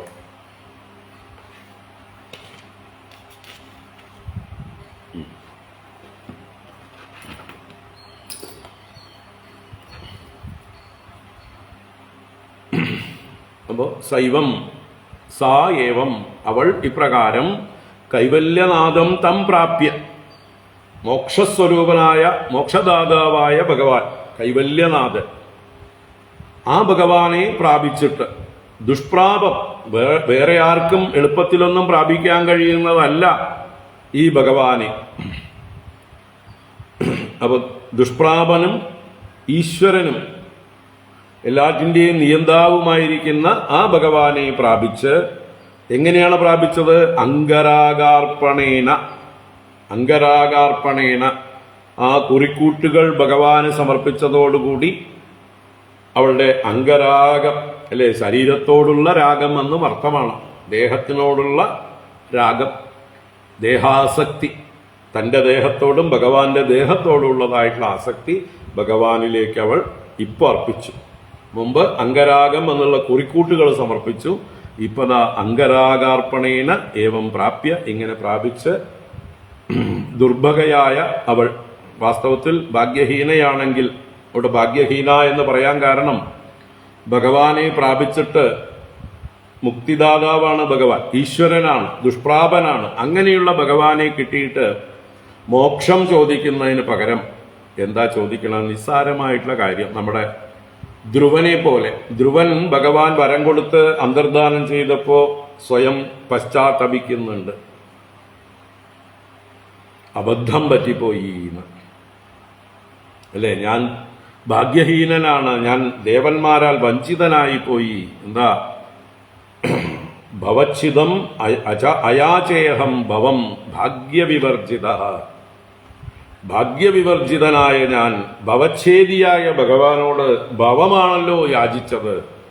ഭവം എന്നാൽ സംസാരം. എന്താ? 36,000 വർഷം രാജ്യം ഭരിക്കുക, സിംഹാസനത്തിലിരിക്കുക. ഇങ്ങനെയുള്ള നിസ്സാരമായിട്ടുള്ള ഭോഗങ്ങളെയാണ് താൻ ചോദിച്ച് മേടിച്ചത്, അല്ലാതെ പരമമായിട്ടുള്ള ആ സ്വാതന്ത്ര്യമല്ലല്ലോ, ആനന്ദമല്ലല്ലോ. അപ്പൊ ആ ധ്രുവൻ എങ്ങനെ ഭാഗ്യഹീനൻ എന്ന് സ്വയം തിരിച്ചറിഞ്ഞു. പക്ഷെ അപ്പോഴേക്കും ഭഗവാൻ അന്തർദാനം ചെയ്തു. പിന്നെ 36,000 വർഷം പ്രാരബ്ധം അനുഭവിക്കേണ്ടി വന്നു ഭഗവാനെ പ്രാപിക്കാൻ. അപ്പൊ അതുപോലെ ഇവളും ദുർഭഗയാണ്, ഭാഗ്യഹീനയായതുകൊണ്ട് ആ ഭഗവാനോട് ഇപ്രകാരം ഭഗവാനെ സുലഭമായി ലഭിച്ചിട്ടും ദുർലഭനായ ഭഗവാൻ ഇവൾക്ക് സുലഭനായി ലഭിച്ചു. അതിനൊരേ ഒരു കാരണം അംഗരാഗ അർപ്പണം. എന്നിട്ടും കൈവല്യനാഥനായ, കൈവല്യം എന്നാൽ മോക്ഷം, മോക്ഷത്തെ കൊടുക്കുന്ന മുകുന്ദനായ ഭഗവാനോട് ഈ ഭാഗ്യഹീന ഇതം അയാചത. അഹോ അഹോ, ആശ്ചര്യം അല്ലെങ്കിൽ കഷ്ടം എന്നൊക്കെ അർത്ഥം. ഇവള് ഇതാണ് ചോദിച്ചത്. എന്താ ചോദിച്ചത്? ആ സൈരന്ധ്രി ഉവാച ആഹോഷ്യതാം ഇഹ പ്രേഷ്ഠ ദിനാനി ഗതിജിന്മയ രമസ്വനോത്സഹേ തെക്തും സംഗം തേ അംബുരുഹേക്ഷണാം. ആഹോഷ്യതാമിഹ പ്രേഷ്ഠ ദിനാനി ഗതിജിന്മയ രമസ്വനോത്സഹേ തെക്തും സംഗം തേ അംബുരുഹേക്ഷണാം. ഭഗവാനെ സംബോധന, ഹേ പ്രേഷ്ഠ, ഹേ അംബുരുഹേക്ഷണ, ഇഹ കതിചിത് ദിനാനി ഉഷ്യതാം. ഹേ പ്രേഷ്ഠ, അല്ലയോ പ്രിയതമ, ഹേ അംബുരുഹേക്ഷണ, അല്ലയോ താമരക്കണ്ണ, ഇഹ കതിചിത് ദിനാനി ഉഷ്യതാം. ഇവിടെ എന്റെ കൂടെ കുറച്ചു ദിവസം വസിച്ചാലും, എന്റെ കൂടെ കുറച്ചു ദിവസം വസിക്കൂ. വസുധാതുവിന്റെ രൂപാന്തരമാണ് ഉഷത് നായി മാറുന്നത്, ഉഷ്യതായി മാറുന്നത്. അപ്പൊ എന്റെ കൂടെ കുറച്ചു ദിവസം താമസിക്കൂ. മയാ രമസ്വ, ഇനിയും എന്റെ കൂടെ രമിക്കൂ. തേ സംഘം തെക്തും ന ഉത്സഹേ, അങ്ങയുടെ സംഘത്തെ ഉപേക്ഷിക്കുവാൻ എനിക്ക് സാമർഥ്യമില്ല, സാധിക്കുന്നില്ല, അങ്ങയെ പിരിയാനാവില്ല. അതുകൊണ്ട് അങ്ങ് ഇവിടെ തന്നെ കുറച്ചു ദിവസം താമസിച്ച് എന്നെ സന്തോഷിപ്പിക്കൂ, എന്റെ കൂടെ രമിക്കൂ എന്ന് ദേഹസംബന്ധിയായ ആ ഒരു രാഗമാണ് അവൾക്ക് ഭഗവാനോട് ഉണ്ടായത്. ഭഗവാനോട് അതിനു വേണ്ടിയിട്ടാണ് അപേക്ഷിക്കുന്നത്. അവളുടെ ഒരു ദൗർഭാഗ്യം തന്നെ, അവളുടെ വേണ്ടത്ര പുണ്യമില്ലായ്മ തന്നെ. എന്തിന്? മോക്ഷം ചോദിക്കാനുള്ള പുണ്യം, ആ ഒരു പക്വത അവൾക്കുണ്ടായിരുന്നില്ല. അതുകൊണ്ട് ഇതാണ് ചോദിച്ചത്. ഭഗവാനോ ഏ യഥാ മാം പ്രപദ്യന്തേ താൻ തഥൈവ ഭജാമ്യഹം. ആരെന്നെ എന്തിനു ഭജിക്കുന്നുവോ ഞാൻ അത് കൊടുത്ത് അനുഗ്രഹിക്കും. തസ്യൈ കാമവരം ദത്വാ മാനയിത്വാ ച മാനദഃ സഹോദ്ധവേന സർവേശഃ സ്വദാമാഗമദർച്ചിതം. തസ്യൈ കാമവരം ദത്വാ മാനയിത്വാ ച മാനദഃ സഹോദ്ധവേന സർവേശ സ്വധാമാഗമദർച്ചിതം. ഭഗവാൻ മാനത്തെ ദാനം ചെയ്യുന്നവൻ. ഓരോരുത്തരും എന്ത് ചോദിക്കുന്നുവോ അത് കൊടുക്കുന്നവനാണ്. അപ്പൊ അവരെ മാനിച്ചുകൊണ്ട്, അവരെ ബഹുമാനിച്ചുകൊണ്ട് സർവേശ്വരനായ, എന്തും കൊടുക്കാൻ കഴിവുള്ളവനായ ഭഗവാൻ അവൾ എന്ത് ആഗ്രഹിച്ചുവോ അത് കൊടുത്തു. തസ്യൈ കാമവരം ദത്വ. തസ്യൈ, ആ സൈരന്ധ്രിക്കായിക്കൊണ്ട് അവൾ ആഗ്രഹിച്ച വരത്തെ കൊടുത്തിട്ട് കാമവരം ദത്വ മാനയിത്വ. അങ്ങനെയാണ് അവളെ മാനിക്കുക. അവൾ എന്ത് ആഗ്രഹിച്ചു അത് കൊടുക്കുമ്പോഴാണ് അവളെ എന്താ പറയുക, ബഹുമാനിക്കുക. അത് തരാൻ പറ്റില്ല എന്ന് പറഞ്ഞാൽ അവമാനമായി. അപ്പൊ അങ്ങനെ മാനിച്ചിട്ട് ഉദ്ധവേന സഹ അർച്ചിതം സ്വധാമ ആഗമത്. വീണ്ടും അവളെ സന്തോഷിപ്പിച്ച് കുറച്ചു ദിവസം അവൾ താമസിച്ച് ഉദ്ധവേന സഹ, ഉദ്ധവനോടുകൂടെ അർച്ചിതനായി പൂജിതനായിട്ട് സ്വധാമ ആഗമത്, തന്റെ ഗൃഹത്തിലേക്ക് മടങ്ങി വന്നു. ഉദ്ധവനോടുകൂടി തിരിച്ചു വന്നു എന്നർത്ഥം. അതോ തിരിച്ചു വന്ന് പിന്നീട് പോയി ഭഗവാൻ അവളെ അനുഗ്രഹിച്ചുവോ? എന്തായാലും ഭഗവാൻ ഉദ്ധവനോടുകൂടി തിരിച്ചു വന്നു, അവളുടെ ആഗ്രഹങ്ങളെ സാധിച്ചു കൊടുക്കുകയും ചെയ്തു. അതിന്റെ ഒരു കമന്റ് അവസാനം പറയുകയാണ് സുഖബ്രഹ്മർഷി. ദുരാരാധ്യം സമാരാധ്യ വിഷ്ണും സർവേശ്വരേശ്വരം യോ വൃണീതേ മനോഗ്രാഹ്യം അസത്വാ കുമനീഷ്യസൗ. ദുരാരാധ്യം സമാരാധ്യ വിഷ്ണും സർവേശ്വരേശ്വരം യോ വൃണീതേ മനോഗ്രാഹ്യം അസത്വാത് കുമനീഷ്യസൗ. ഇവിടെ പറയുന്നു, ദുരാരാധ്യം വിഷ്ണും സർവേശ്വരേശ്വരം സമാരാധ്യ. ദുരാരാധ്യനായ, ആരാധിച്ച് പ്രസാദിപ്പിക്കുവാൻ പ്രയാസമേറിയവനാണ് വിഷ്ണു, സർവവ്യാപിയായ വിഷ്ണു. സർവേശ്വരേശ്വരം, എല്ലാ ഈശ്വരന്മാർക്കും ഈശ്വരനാണ്, സർവനിയന്താവാണ്. അങ്ങനെയുള്ള ഭഗവാനെ സമാരാധ്യ, നന്നായി പ്രീതിപ്പെടുത്തി കയ്യിൽ കിട്ടിയിട്ട്, അല്ലേ, ഇഷ്ടം പോലെ എന്ത് വരവും കൊടുക്കാൻ തയ്യാറായി ഭഗവാൻ കൂടെ ഉണ്ടായിരുന്നപ്പോൾ സമാരാധ്യ യഹ, ഏതൊരുവനാണോ മനോഗ്രാഹ്യം വൃണീതേ, നിസ്സാരമായിട്ടുള്ള മനസ്സുകൊണ്ട് ചിന്തിക്കുന്ന ലോക വിഷയങ്ങളെ, ഗ്രാഹ്യമായ ലിമിറ്റഡ് ആയിട്ടുള്ള വിഷയം, മനോഗ്രാഹ്യം എന്ന് പറഞ്ഞാൽ ലിമിറ്റഡ് എന്നുള്ള അർത്ഥമാണ്. അനിത്യവും അസുഖവുമായിട്ടുള്ള ഈ ലോകത്തിലുള്ള പദാർത്ഥങ്ങളെ, മനസ്സുകൊണ്ട് ഗ്രഹിക്കാൻ കഴിയുന്നതായിട്ടുള്ള അല്പപദാർത്ഥങ്ങളെ വൃണീതേ, വരിക്കുന്നു. അങ്ങനെയുള്ളവൻ അസത്വാത് അസൗ കുമനീഷി. അസത്വാത് എന്ന് പറഞ്ഞാൽ അവന് സത്വഭാവമില്ല, നല്ല ഗുണമില്ല. അവന്റെ അസത്വ ഗുണം കൊണ്ട് അസൗ കുമനീഷി, അവൻ കുൽസിത ബുദ്ധിയാണ്. അവന്റെ മനീഷ നഷ്ടപ്പെട്ടിരിക്കുന്നു, മൂഢനായിരിക്കുന്നു. അതുകൊണ്ട് നിസ്സാര കാര്യങ്ങളെ ചോദിച്ചു മേടിക്കുന്നു. അപ്പൊ ഭഗവാൻ, മുകുന്ദനായിട്ടുള്ള ഭഗവാനെ കിട്ടിയിട്ട് ഭഗവാനിൽ നിന്ന് എന്താണ് ചോദിക്കേണ്ടത്? ശാശ്വതമായ ശ്രേയസ്സാണ് ചോദിക്കേണ്ടത്, മോക്ഷമാണ് ചോദിക്കേണ്ടത്. ബാക്കിയുള്ളതൊക്കെ അതിന്റെ പുറകെ വേണമെങ്കിൽ വന്നോട്ടെ. മോക്ഷം കിട്ടിക്കഴിഞ്ഞാൽ പിന്നെ ഒന്നിന്റെയും ആവശ്യമില്ല. അപ്പോ അതിന് പകരം ഈ നിസ്സാരമായിട്ടുള്ള ദേഹസുഖമാണ് അവൾ അഭ്യർത്ഥിച്ചത്. അവളെ കുറിച്ച് കമന്റ് പറഞ്ഞതാണ്, അതുപോലെ ആര് ചെയ്താലും ഭഗവാനിൽ നിന്ന് നിസ്സാരമായിട്ടുള്ള വസ്തുക്കളെ കാക്ഷിക്കുന്നവർ കുമനീഷികളാണ്. ആർത്തന്മാർ, അർത്ഥാർത്ഥികൾ, ഇവരൊക്കെ കുമനീഷികൾ തന്നെയാണ്. അപ്പോ അസത്വാദ് അസൗ കുമനീഷി. അതുകൊണ്ട് നമ്മളൊക്കെ കുമനീഷികളാവാതിരിക്കാനുള്ളൊരു വാണിംഗ് ആണ് ശ്രീ സുഖബ്രഹ്മർഷി തന്നത്. ഇനി അടുത്ത ശ്ലോകം മുതൽക്ക് അക്രൂര ഭവനത്തിലേക്ക് അവിടെ ബലരാമസ്വാമിയും കൂടെ കൂട്ടിയിട്ട് പോകുന്നുണ്ട്. ഇവിടെ ഉദ്ധവനെ ഉണ്ടായിരുന്നുള്ളൂ കൂട്ടായിട്ട്. ഇനി ജ്യേഷ്ഠനെയും കൂട്ടിയിട്ടാണ് അക്രൂരന്റെ ഗൃഹത്തിലേക്ക് പോകുന്നത്. നമുക്ക് വൈകുന്നേരം നോക്കാം. ഇന്ന് വൈകുന്നേരം ഇവിടെ ഉണ്ട്, ഗസ്റ്റുകളുണ്ട് കുറച്ച്, നോക്കട്ടെ. വൈകുന്നേരം ആവാം, 6:30 മണിക്ക് ശേഷം പോവും. ഇന്ന് എന്താ പറയുക, കോട്ടയ്ക്കകത്ത് വേറൊരാളെ ഏൽപ്പിച്ചു, സർവൈശ്വര്യ പൂജ. അത് അവിടെ വേറൊരാൾ ചെയ്തു.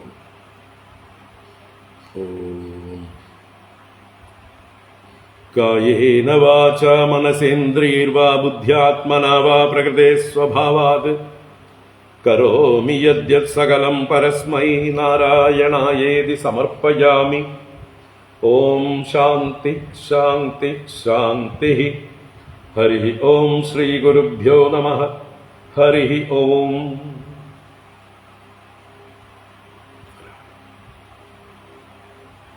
ഹരി ഓം. അപ്പോൾ വൈകുന്നേരം നോക്കിക്കോളൂ, 6:30 മണിക്ക് ശേഷം, 6:45.